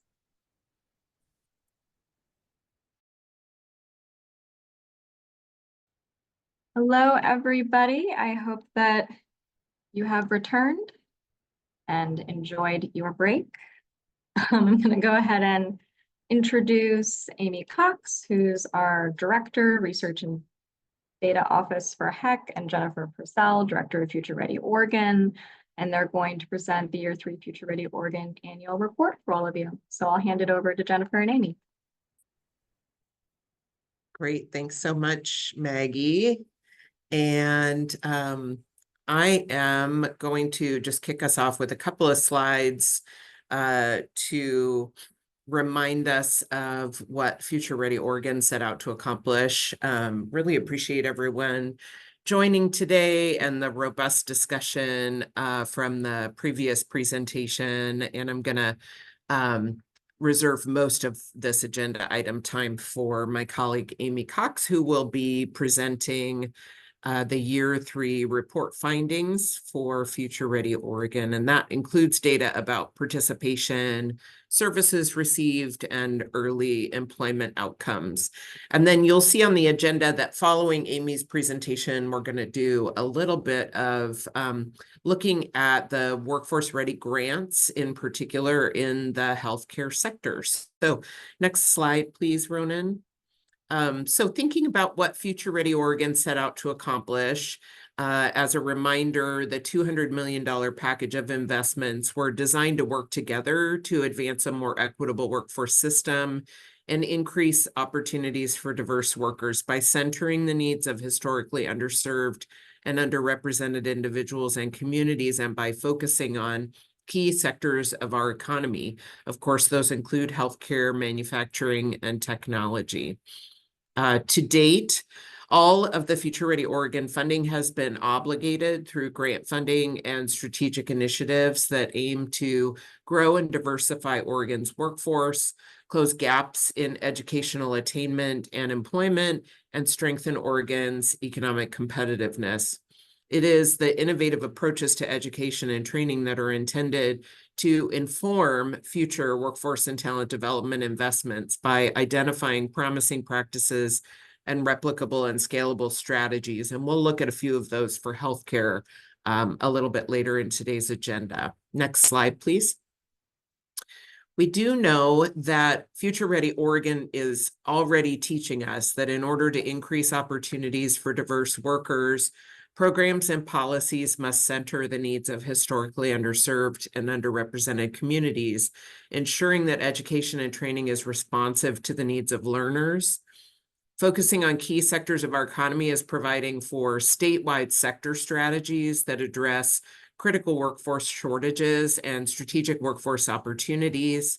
And partnerships ensure that community, education, and industry are all working collaboratively towards the same goal, advancing a more equitable workforce system by addressing barriers to equitable participation in both education and employment. And flexible funding couples education and training supports with comprehensive wraparound services to meet basic needs, to ensure that students and training participants have the resources they need to be successful. And now I'm going to turn it over to my colleague, Amy Cox, to walk you through the year 3 results and the early impacts and outcomes of these investments. You all should have received a link to the full report in your meeting materials, but Amy will walk us through some of the highlights. Thanks, Jennifer. Next slide, please. Good morning, everybody. As Jennifer said, I'm Amy Cox. I'm the Director of the Office of Research and Data at the HEC.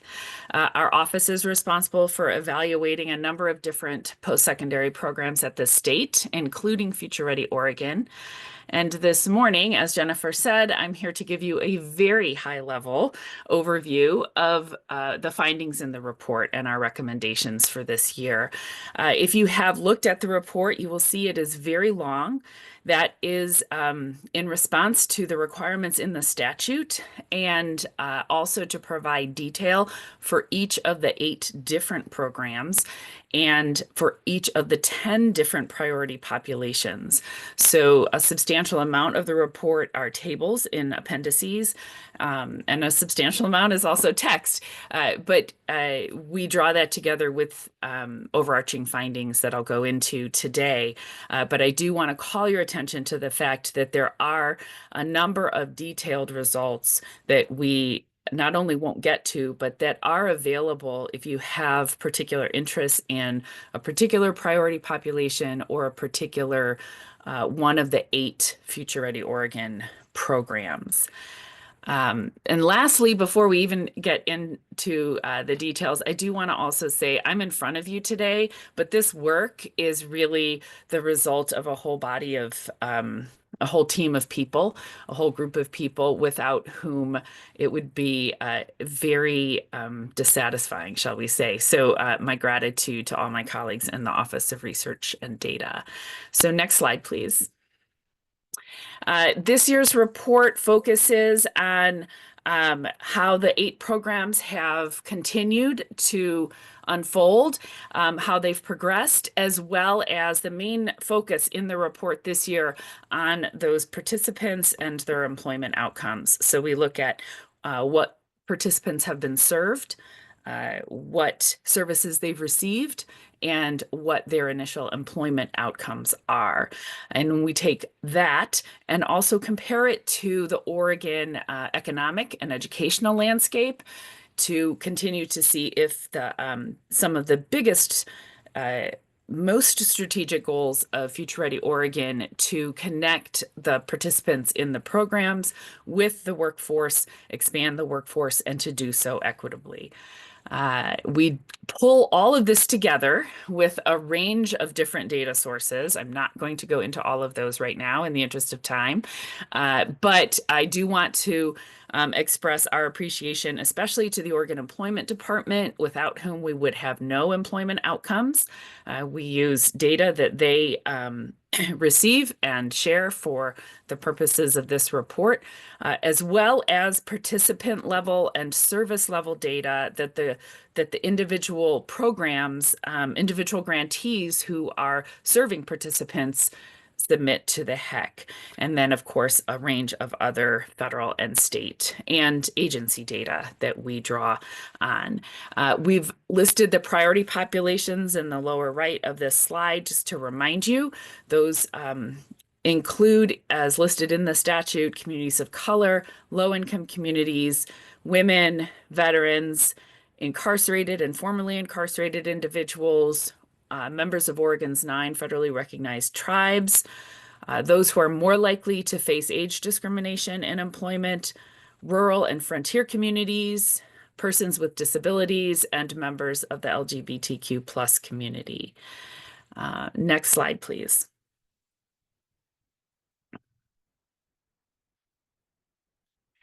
Overall, this is across all 8 programs. When we roll everything up as a whole, I will tell you that the findings this year are generally quite positive. We are continuing to see the substantial progress in each of the 8 programs as they implement and serve individuals. We're continuing to see more individuals being served. This year, we have data through June of 2024, and through that time period, more than 14,000 participants have been served by Future Ready Oregon funded services. Almost all of those, excuse me, participants are, oh, I see in the chat, someone says that they can't hear me. Is that universal? I'm still able to hear you, Amy. Okay, thanks. Sorry, I'm a little congested today. Almost all of the participants are from low-income communities. In addition to that, we found that 92% of the participants who reported their own identities in those different priority populations are in another priority population above and beyond being from a low-income community. So a very diverse set of participants. We found that about 2/3 are from 2 additional priority populations, as well as low income. This is exactly who the programs are designed to reach. So that is a very positive outcome we want to share. On average, participants are receiving about 3 services from the different programs. These services include both workforce development services that might be training or might be resume writing, or might be, there's a wide range of workforce development services, of course. Also can be support services, as Jennifer, I think, referenced, which can include tuition and fee remission, materials for jobs, transportation support, food, housing support. A range of different support services are available in many of the programs. This bottom 3 set of boxes here, the initial employment outcomes, this is our first set of employment outcomes we've been releasing, and they show that for the participants who were not employed before they began services, about 2/3 were employed after they completed services. So in other words, those participants, some were not employed when they first started in a Future Ready Oregon funded program. When they completed that program, 2/3 of them were employed. We have received the question from the legislature at particular presentations I've given there. What about the other third? Why is this not 100%? I will say that a couple things to that. One is some participants may be continuing in education. And their employment outcomes may just need another quarter or two to follow. Other participants may still be looking for work. So, we will continue to track these program outcomes. This is the first round. We find 65% to be a pretty high number. That's for participants who were not employed at the beginning. Now, there are other participants who were employed. They come to a Future Ready Oregon funded program to skill up or to move into a different line of work. And for those participants, we found that their wages increased after services. The increased wages was on average about $720 per quarter. That's a 3-month period. That's how the wages are reported. Hourly wages rose on average $3 an hour. This is another very positive outcome. So for participants who were not employed prior to services, we see a positive outcome of 2/3 of them becoming employed. And for participants who did have a job prior to services, we're seeing their wages increase on average. This takes all of the participants together. As I said, this is across all 8 programs. I do want to also point out, we also looked at not only for this industry consortium meeting, but for the whole evaluation, we looked at how many of the participants were employed in healthcare and manufacturing, 2 of the focus industries in Future Ready Oregon. Of course, the technology sector also a focus industry, but because it's spread across many industries, it's a little harder to identify that employment. But what we found is that almost 1 out of every 2 participants was employed in healthcare or manufacturing industries after their services with Future Ready Oregon. This is a really high number. Obviously, it's much higher than in the labor force as a whole. Half of the labor force is not healthcare and manufacturing. So another positive outcome. Now I want to call attention to this little call out box on the side. All of this employment data is dependent on Social Security numbers to match participants. It's virtually the only way we can track employment outcomes is with a Social Security number or a taxpayer ID number for individuals who don't have a Social Security number.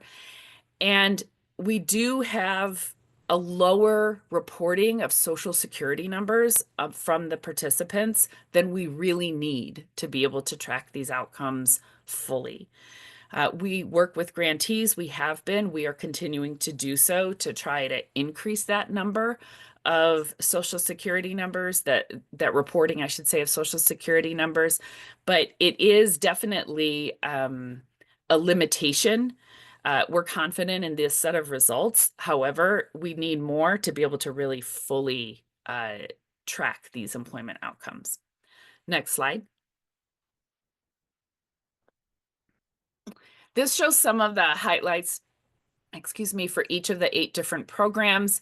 You'll see the industry consortia down in the lower right. I'm not going to go into that one, but I will talk through some of these others. Prosperity 10,000 is the first Future Ready Oregon program that got stood up. It is managed by the local workforce development boards.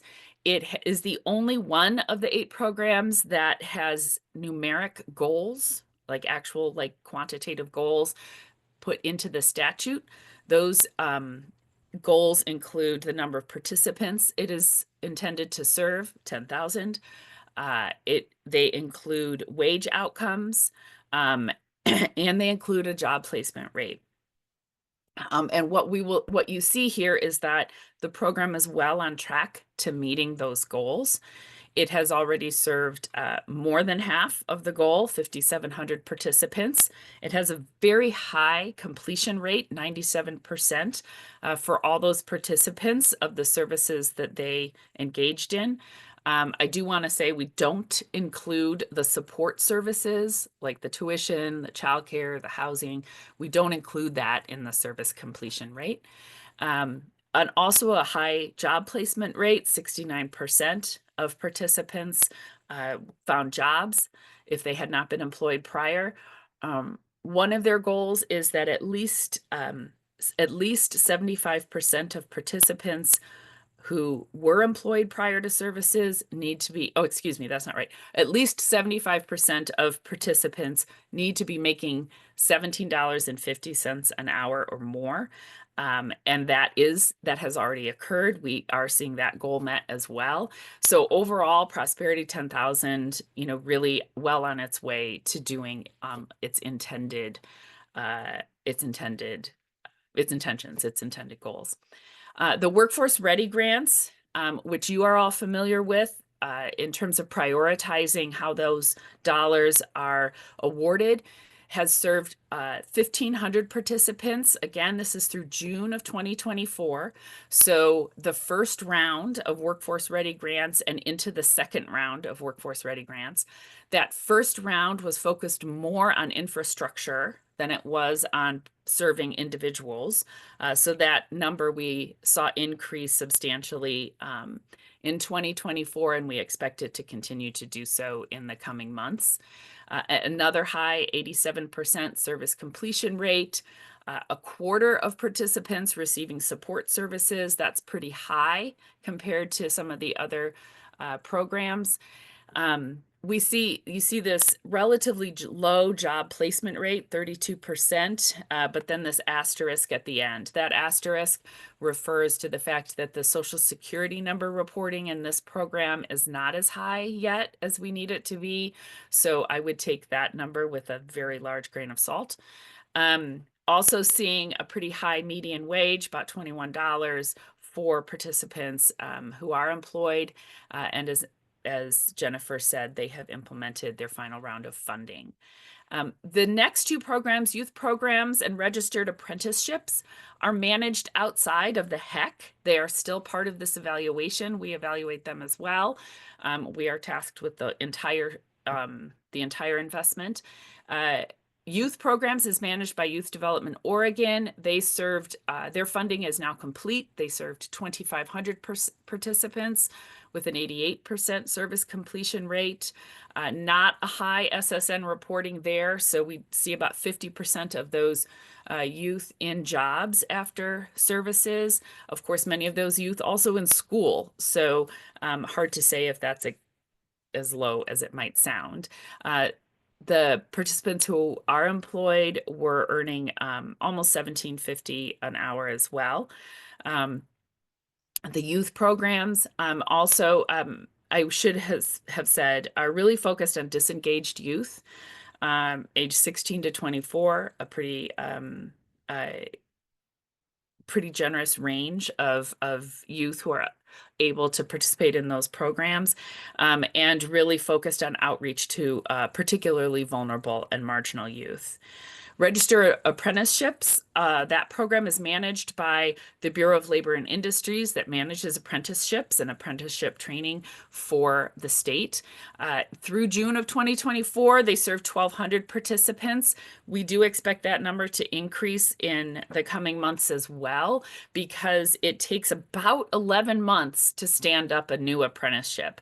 So there's definitely a lag time in their ability to serve all of their participants and track those employment outcomes because of that lead time that's required to stand up new apprenticeships and pre-apprenticeship programs. Career Pathways is an existing program prior to Future Ready Oregon that exists at the community colleges. You heard about that in the behavioral health report to some extent.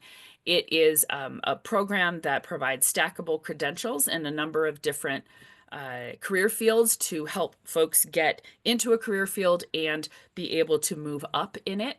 That program served 3,800 participants in addition to infrastructure grants. Those participants, many of them in employment after services. 16% have already earned educational credentials. So we are seeing that program continuing the good work it has done. Future Ready Oregon really allowing it to expand its reach to the priority populations and update a number of its infrastructure. So think things like equipment for career and technical education. Credit for prior learning was a one-time investment, an infrastructure investment to colleges and universities to develop further their programs for awarding college credit to individuals who had learning outside of an educational institution, like in the military or from another country. These grants did expand those assessment criteria. So what kinds of learning would be eligible for earning credit for prior learning? There have been data challenges around this, especially at the colleges. They've had a really hard time tracking this, the credit that has been awarded in ways that we can analyze it. We've been working with them, have been for years, but the Future Ready Oregon funding really shed new light on the need to for the colleges to be able to work together to figure out ways that they can accurately track and report those data. That's work that's ongoing even past the funding. The workforce benefits navigators are one-stop locations, either online or in person with an individual at each of the local workforce boards and managed by the local workforce boards in each of the workforce regions to be able to, for individuals to be able to connect with all of the different supports that they are eligible for. These might be Future Ready Oregon services, and they might be other services. Like food stamps or housing supports. So these have already been, these were the last program to be stood up. They're fully stood up and operational now in all of the regions. They're taking different forms in different regions based on the needs there. You can imagine a workforce region that's very geographically large, having an in-person one office can be hard for people to get to, just transportation wise. And so some of them have had mobile clinics or online clinics, online resources to be able to roll out this program. Next slide.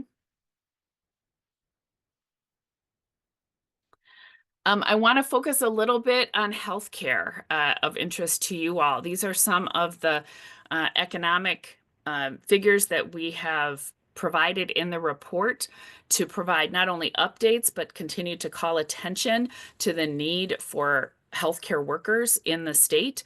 You heard a lot about that in the last hour with behavioral health.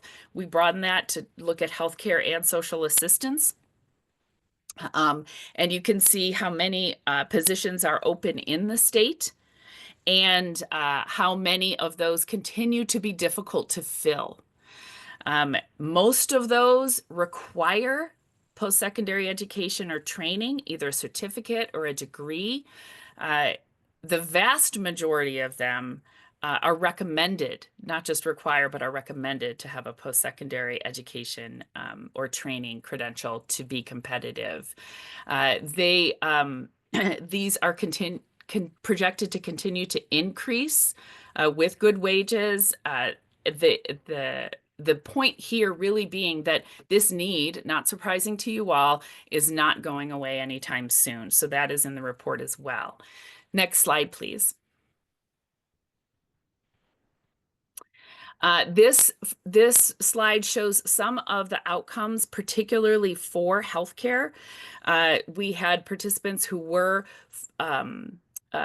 working or participating in topic-based education and training. I talked about this a bit last year, and we made the recommendation to increase this and increase the ones focused on healthcare. We did see some of that happening in the last year, and we have seen more than a quarter of the credentials earned occurring in healthcare. So some positive progression there in the past year. Next slide, please. I want to return now to the two overarching questions that we have used to frame this multi-year analysis. And one is Future Ready Oregon leading to greater economic security? And the other one, is it leading to greater equity, especially racial equity? And the initial findings that we're seeing here, we'll continue to look at this question from a global standpoint, or at least a statewide standpoint in the coming years. But the initial answers that we're seeing here are yes. There are some exceptions, but generally we are seeing positive employment outcomes. We're seeing participants getting employed, having increases in earnings, employed in the yes, I see Maggie, thank you, in the focus industries. And so this is this is exactly where we want to be about halfway through. In terms of equity, yes, again, we're seeing very strong representation of priority populations. We're seeing participants who are more diverse than the labor force. And perhaps most importantly, we're seeing these things across the different priority populations, across them. So not only with one. I will say we are not seeing older workers in the among the participants as much as we expected to. So we have a call out for that. Next slide, please. I'm going to wrap up here with 4 overarching findings and the recommendations that lead from them or extend from them. One is that we found this strong priority population engagement and these very positive outcomes. Our work with the specific 8 programs, the implementation work that we've seen, the part of the report that focuses on how they have progressed over the last few years really calls out the community engagement as a key contributing factor to this. So we recommend that that definitely stay a very high priority for the grantees. As I just noted, number 2, we have not seen adults 40 and over represented among participants as we have all of the other, as we have younger workers or as we have the other 9 priority populations. So we make a recommendation for specific outreach to Oregonians 40 and older. This is essential to be able to meet Oregon's workforce shortages and educational goals. Next slide. Next slide, please. The third overall finding I want to point out is this Social Security number issue more than anything else. And that is to be able to look at the employment outcomes and track the results of this investment fully. We really need to expand and increase Social Security number reporting, especially in some of the programs. We've also called out not only Social Security number reporting, but some of the need to really report on that topic-focused training. We want to make sure we're capturing all of that. And then lastly, this is not a finding. I want to put a little bit of caveat on this. The recommendation here is to make sure that Oregonians are who are outside of the labor force, in other words, who are not employed and not currently looking for work, are included among participants and are getting that direct outreach. Future Ready Oregon needs to reach people both who are looking to upskill as well as people who are looking to become employed at all. And we want, it's not that we find evidence that that's not happening as much as the fact that this is a time-limited program, and we want to make sure that grantees are not only reaching the currently unemployed or currently employed. So we call that out here as well. And with that, I am done at 11:10. Excellent. We do have some time for questions if folks have questions for Amy about the annual report. Chris, go ahead, please. Okay. Yeah, how long will this kind of evaluation occur? Like, what's the time frame for the evaluation? That is a great question. We will continue to, excuse me, put together an annual report for another few years. After the investment is fully spent, we will continue to track outcomes because employment outcomes take time to really takes time for people to get employed, to move up in their work. The reports will continue to look different each year, right? As they move away from implementation and toward employment outcomes. But we will, I think our last report is 2027. Okay. And you would be able to track like longitudinally individuals and what their their career paths are. Okay, that's exactly what we'll be doing in these Okay. upcoming year reports. Yes. Great. Thank you.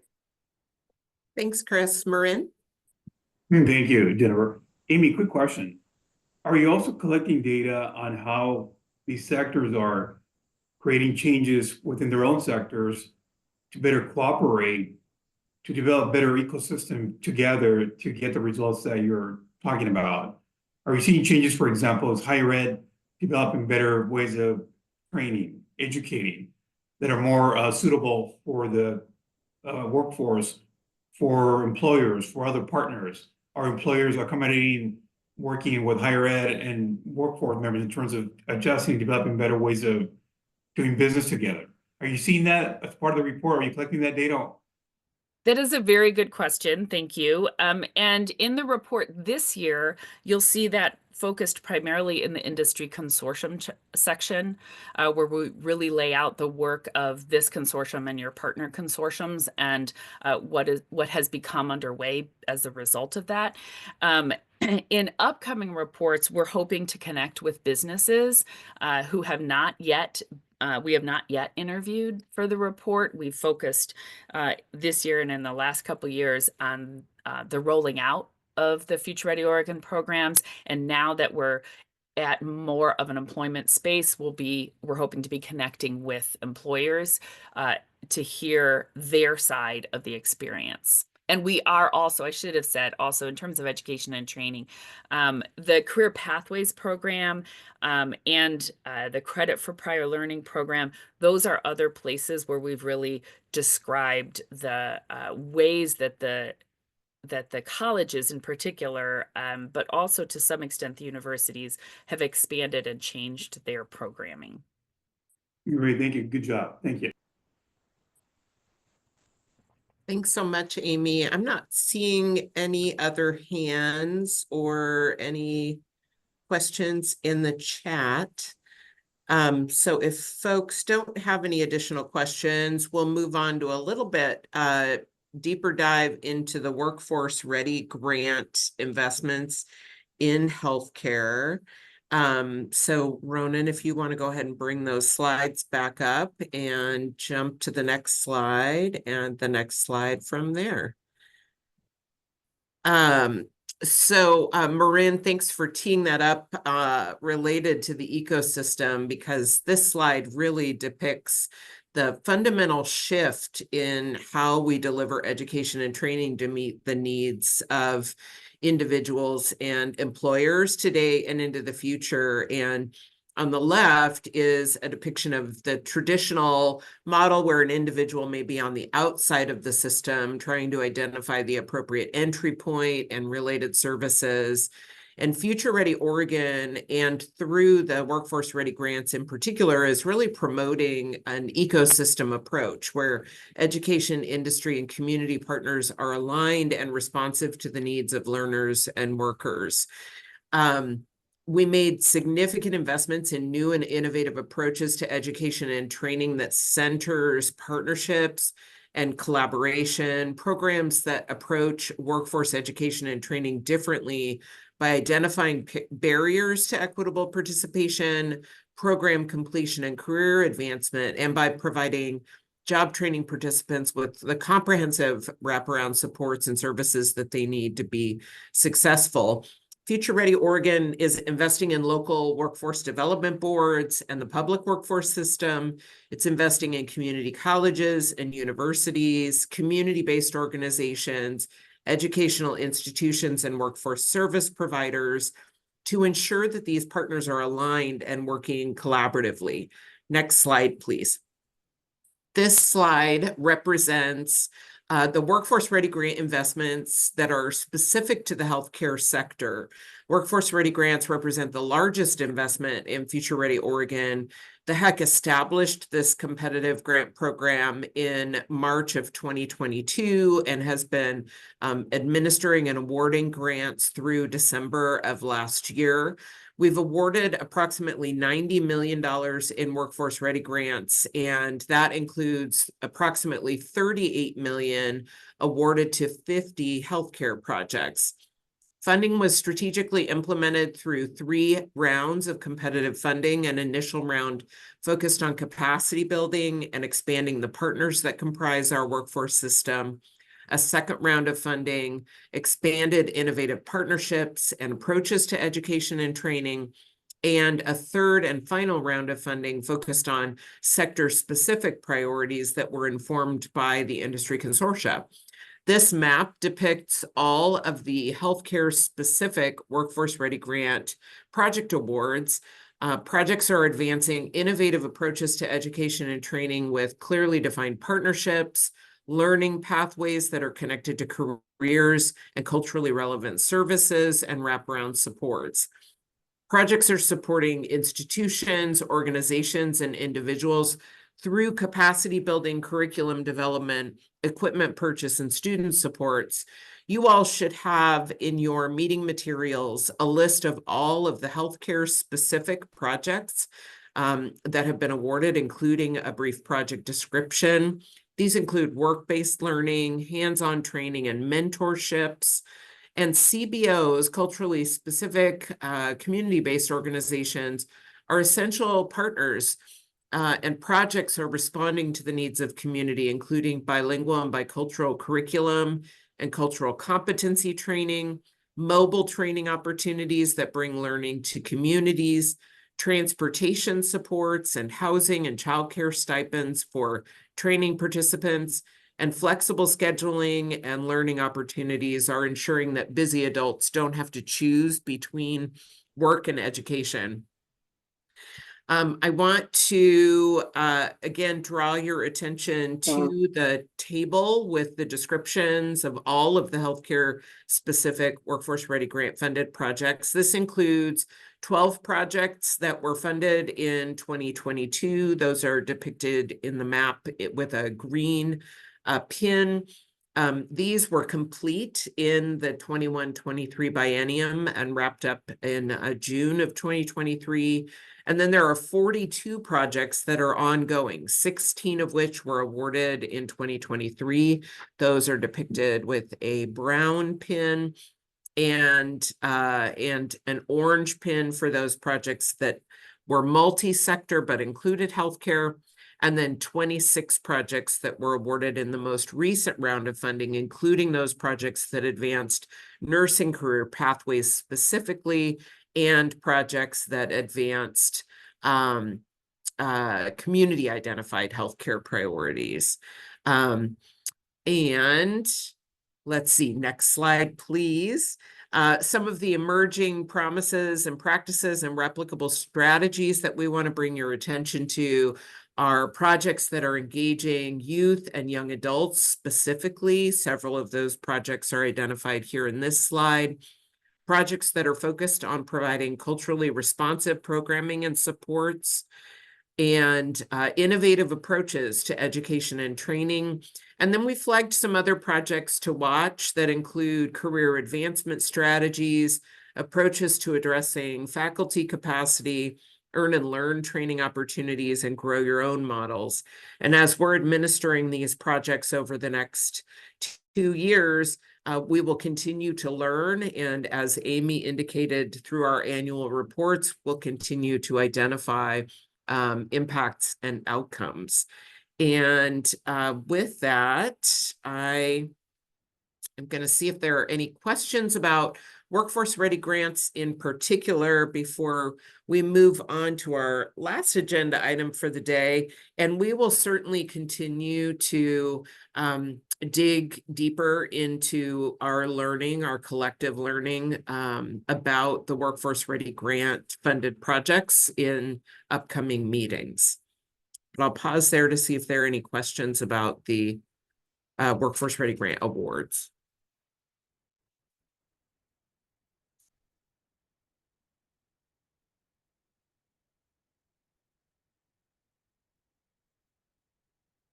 Are there any questions?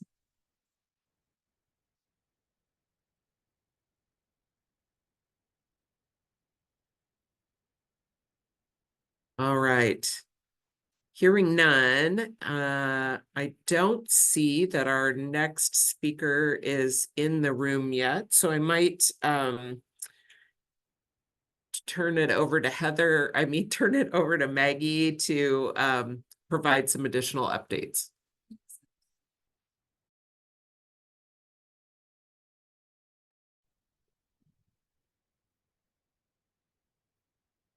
While we're waiting for our next speaker to join, I'll go ahead and start talking about next steps. So we may just need to take a pause and revisit that when they join. So the team could go ahead and just interrupt me and let me know when Kyle's on. So what is next? If you could, next slide, please, Ron.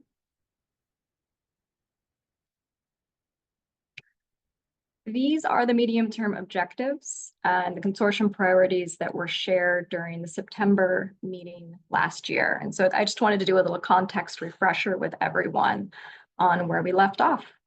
And so our 4 priorities that were shared there were, 1 is nursing demand planning, and some of the 2024 activities there were to launch the nursing demand planning work group. It was going to focus on entire nursing career pathway and explore best practices and cross-sector investment models to address gaps and opportunities. Priority 2 was the behavioral health workforce. And some of those activities were conduct behavioral health workforce and talent assessment, which we just completed and you all heard presented today, and to engage consortium members in development and implementation of assessment findings and policy development and funding strategies, which is some of what the behavioral health workforce work group can help to inform. Our 3rd priority is intentional employer engagement, and that included employer focus groups, and we heard the presentation of those findings and recommendations at our last quarterly meeting in September, and determine ongoing employer engagement and feedback loops via regional sector partnerships, industry associations, and other mechanisms. And our 4th priority is to learn from Future Ready Oregon and engage in active learning opportunities with Future Ready Oregon grantees. Go ahead and next slide, please.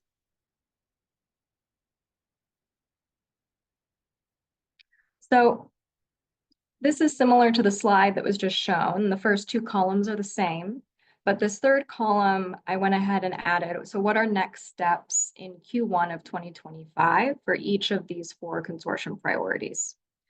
And for the nursing demand planning priority, the next step is going to be to reconvene the nursing demand planning work group. So this group has convened once, it was last summer, and then there was a transition as I came into this position. And so the next step for that will be for me to reconvene this group over the next couple months before our next consortium meeting. And we'll revisit what was the initial scope and objectives and members and just talk about, is there anything that we think needs to be updated or that we think needs to change? The 2nd priority is behavioral health workforce. And next steps in Q1 is going to be to stand up that new work group for the behavioral health workforce work group and to build on the findings and recommendations that we just heard presented earlier today and determine potential next steps and action items that we could take there. Again, please let me know if you're interested in participating in that work group or would like to recommend anyone for participation. I'll go ahead and share my email in the chat in just a moment here. The 3rd priority, intentional employer engagement. We're going to have both work groups review those findings and recommendations from the employer focus groups and how they can integrate that into the scope of the work they're going to be doing, as well as talk about how else do we need to keep hearing from employers and engage employers as part of that, those work groups work. And the fourth one, learn from Future Ready Oregon. The next meeting, we're going to have another update on that and how we're going to learn from Workforce Ready grantees. And I'll go ahead and cover other next steps quick here, and then I'll hand it over to Kyle, who's our Director of Policy and Legislative Affairs, to give you a legislative update. Other next steps, Maggie member one-on-ones. As I mentioned at the start of the meeting, I'm going to be reaching out to all consortium members to set up individual one-on-ones to introduce myself and get to know people and gather feedback on consortium member experience and ideas for how we can improve consortium member engagement. And House Bill 3306 work. Just a quick context refresher. This is work that the legislator directed Healthcare Industry Consortium to engage in, related to publishing wage data for sector-specific high-skilled occupations. So next steps for this work will be to integrate it into the scope of work for both work groups. And so practically what that means is the work groups are going to help identify what are the initial highly skilled occupations that we're going to focus on first, and what kind of supporting data do we want to see with those. And then we'll bring that initial draft to one of the next consortium meetings for the consortium to review and approve. And then we'll continue to move that work forward to look at additional occupations. And with that, I'm going to hand it over to Kyle Hex, Director of Legislative and Policy Affairs, to give a legislative update. Yeah, hello, good morning, everybody. Kyle Thomas, Director of Legislative and Policy Affairs for HEC. If I sound a little bit scattershot this morning, it's because the time I was going to take preparing for this presentation has been eaten up by the what I'm sure you have seen, the pronouncements by the Trump administration with regards to federal funding, but I'll do my best here this morning. So just very briefly, the 2025 legislative session has begun. As I've discussed in prior presentations, and I'm sure many of you are aware, this is the long session that the legislature uses predominantly to set the budget for the next biennium. So that's July 1, 2025 through June 30th, 2027. Just a little bit of context around the session. We expect, we know that the governor, Governor Kotek, maintains her focus on her long-standing gubernatorial and legislative priorities for folks in this room that affects behavioral and mental health. There are also other issues that the legislature is going to likely spend a great deal of its time and attention on that aren't necessarily part of the governor's big three, but are nonetheless pretty high level priorities for the state. So we're expecting the legislature to focus a lot on the issue of transportation with an eye towards passing a major transportation funding initiative, which may implicate new revenue for the state. We also anticipate that they'll spend some time and energy on wildfire mitigation, preparedness, response activity, which again also might implicate the potential for revenue sources needing to be located to permanently support that activity. And of course, I think it's also, if anyone's watched any legislative hearings, the question of how the new federal administration and their policy preferences affect state prerogatives and state programs will probably be an increasing issue in this legislative session as we move forward. On the budget side of things, this is, and as has been sort of confirmed by a number of revenue and economic forecasts at this point, there is not a large amount of new resources available to the budget writers as they attempt to craft the next biennial budget. The budget is largely balanced, so on a current service level basis, which can mean different things to different people and different organizations that receive state funding, but on a current service level basis, the budget largely shakes out, right? Current expenditures largely match anticipated revenues for the next biennium. So that's a bit of a departure from the sort of immediate past 3 biennia or so of state budgeting where new resources were available. And so we expect there to be a pretty tight environment in terms of what the legislature is able to do in the next biennium that it is not currently doing today. Transportation, perhaps wildfire accepted, as those are probably areas where there may be new revenue being considered. So that's not to say there won't be shifts. That's not to say there won't be new programmatic activity. It's just that that programmatic activity this time around likely largely comes at the expense of other programmatic activity, which limits what the legislature likely will be able to do in terms of dramatic shifts in programming. HEC's role in this process is really threefold. We are advocates. We will advocate for the governor's recommended budget. Pertinent to this group, that includes a $25.7 million investment in behavioral health that I'm sure folks are aware of, $20 million in workforce programming, $5 million in financial aid to individuals who are seeking to become behavioral health professionals. And that will be based on regulatory activity that this agency will have to undertake should this investment pass, to define what types of programs actually qualify as programs at colleges or universities that prepare students for behavioral health professions. So if we get that $5 million grant, we will basically immediately roll into the process of defining those opportunities for students and learners, in anticipation of rolling that program out for students entering school or who are in school but apply for the program for the fall of 2025, the next upcoming academic year. So we'll be advocating for that. But we also have a role to inform the legislature and assist them in crafting policy that's pertinent to their priorities or the bills that they introduce. We are currently monitoring a few bills in the health and health workforce space. And so this agency does a prioritization process. We have 4 levels of priority. I'm only talking to you at this point about the bills that are sort of at the highest couple of levels of priority. So there are plenty of other bills out there that may be placeholder bills or sort of, lightly around the universe of what HEC is interested in. So please do not take this list as comprehensive in any way, shape, or form, but these are the ones that are kind of rising to the top for us. I'll start with 2 bills that are related. The first is House Bill 3129. This is a behavioral health workforce investment bill that was crafted primarily by the institutions of higher education themselves. It pitches a near $20 million investment in preparedness for behavioral health occupations run through colleges and universities based on through the HEC to colleges and universities for this type of activity. This is very closely related in goal as the governor's behavioral health workforce investment is.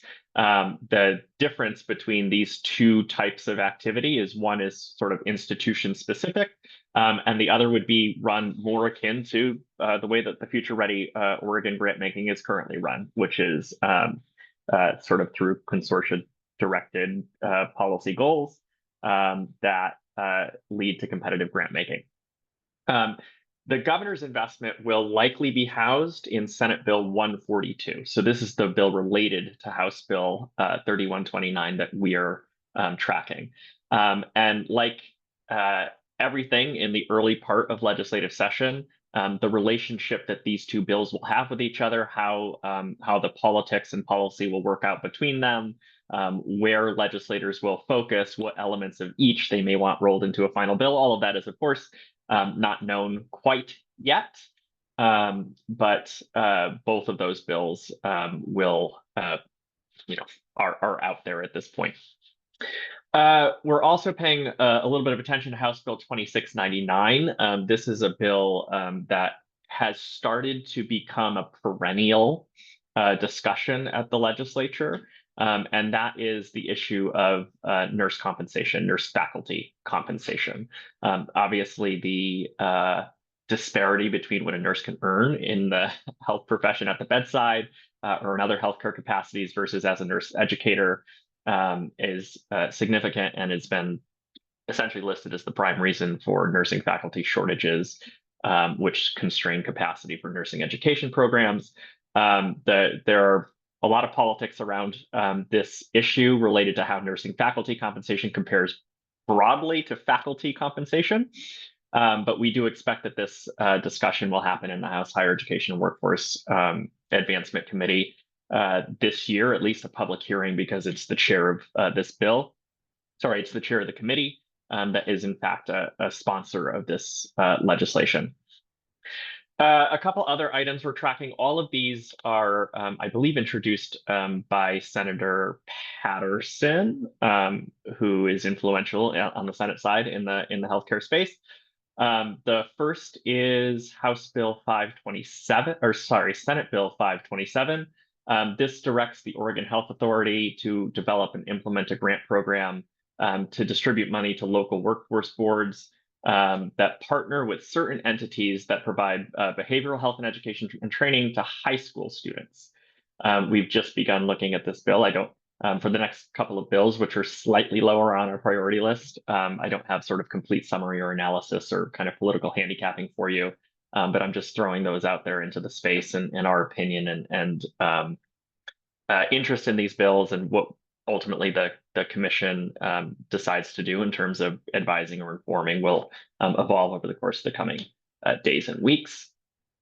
The next bill that we're watching is Senate Bill 449. This establishes a task force on healthcare training partnerships and asks that task force to report back by December of 2026. This is a task force that's comprised of representatives of labor organizations, acute care facilities, skilled nursing facilities, residential facilities, primary care facilities.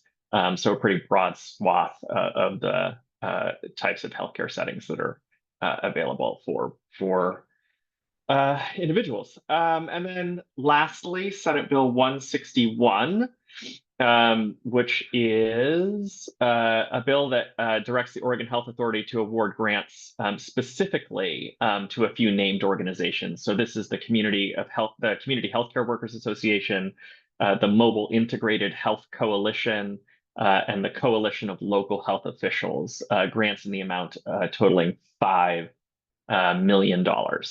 This is actually, of any of the bills I've mentioned, this is the one that HEC is likely to sort of be least involved with on a policy side, because it does appear that these organizations and Senator Patterson have sort of worked this out in advance, and this feels to us to be largely an investment that is essentially predetermined at this point.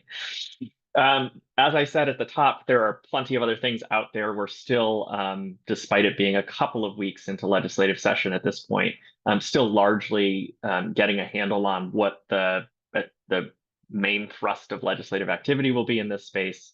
But I am at this point happy to stop talking and answer any questions folks have.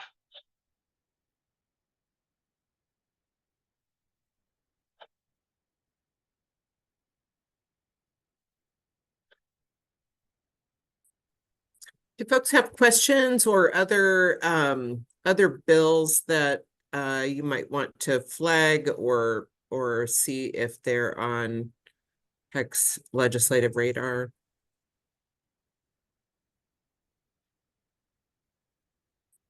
And Jennifer, quick question. You mentioned the recommendations going to about Future Ready Oregon during the session in terms of some of the changes. Can you speak about a little bit about that? Remember you mentioned that the bill's going to have some modifications or some changes. Oh, sure. So House Bill 3029 was introduced to make some minor statutory adjustments related to Future Ready Oregon statute and other workforce statutes that reflect what we're learning about that ecosystem approach through the implementation of Future Ready Oregon. And it further defines the roles and responsibilities of the HEC, the Workforce and Talent Development Board, the local workforce development boards related to local and regional sector strategies and statewide sector strategies that are evidenced through the industry consortia currently in healthcare, manufacturing, and technology, and then make some adjustments to HEC's role in grant making, particularly related to some of our youth workforce programs. That is another bill that we're keeping an eye on. And Kyle's laughing at me. No, I'm laughing because I had thought it was previously covered, so I didn't cover it. It's just a big miss on my part.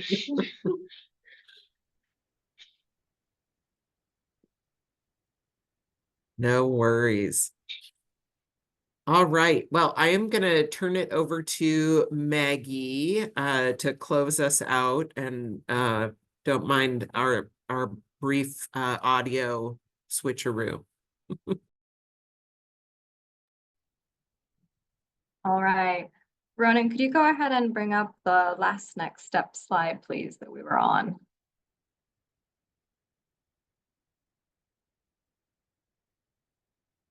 Thank you. So I'll keep this up for a moment just so people have a chance to reorient to it. And I just ran through these kind of immediate next steps that we're going to take in Q1 related to these priorities before the legislative update. And so I wanted to circle back and ask, does anyone have any questions on these that they would like to ask, or anything that they would like to share?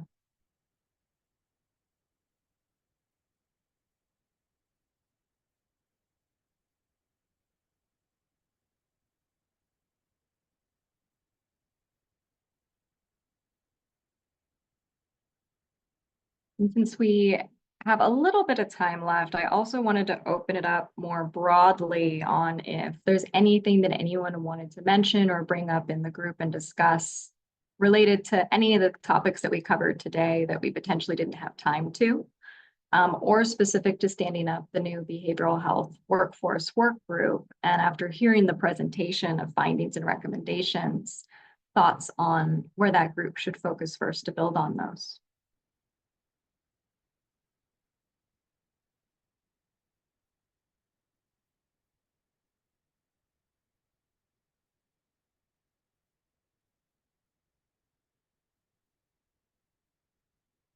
Or I'm going to read a long pause with no hands, as perhaps people would like to end early, which is also completely okay. So please come off mute or raise your hand now if you'd like to bring up anything. Use this closing time. Oh, Marin. Thank you, Maggie. You know, one of the things that I saw on the list of grants that are being funded throughout the state of Oregon, there was quite a bit of THW workforce training programs that I saw on the list of the grants that were funded, the programs that were funded.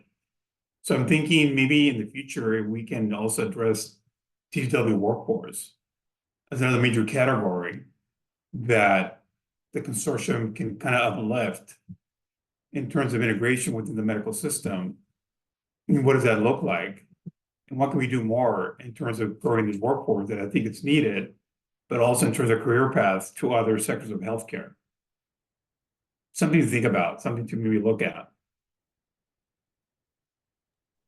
Thank you.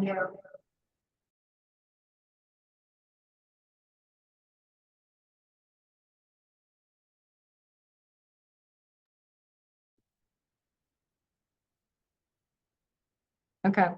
We were just checking audio again. Thank you, Marin. I was just checking if Jennifer had anything else that she'd like to add. Anyone else want to make any final comments? Thanks, Maggie. This is Janet. Just appreciating a very good meeting. Even though it was on Zoom, it worked actually pretty well. I'm not advocating, but it did work really well. You did great prep and brought great guest speakers. So fantastic time spent. Thank you. Thank you, Janet. Appreciate that feedback. Always good to know what the experience is on the other side. So with that, I'll go ahead and leave everyone, and I don't want to discourage. If anyone was about to come off mute, please still do and interrupt me. But otherwise, I will leave everyone with just a reminder. Well, first, thank you for attending today. Thank you for your participation. Thank you to any of our Behavioral Health Steering Committee members still on the line again, or anyone from the AHP team. And thank you, consortium members, for engaging in the discussion and all the great questions today. Reminder that our next quarterly meeting for Q2 is going to be on Tuesday, April 22nd. That will be an in-person meeting in the Portland-Salem metro area. And so more details about the exact location will be shared closer to the meeting date. And I believe that's all I have for you today, so I can give everyone 15 minutes back. Thank you.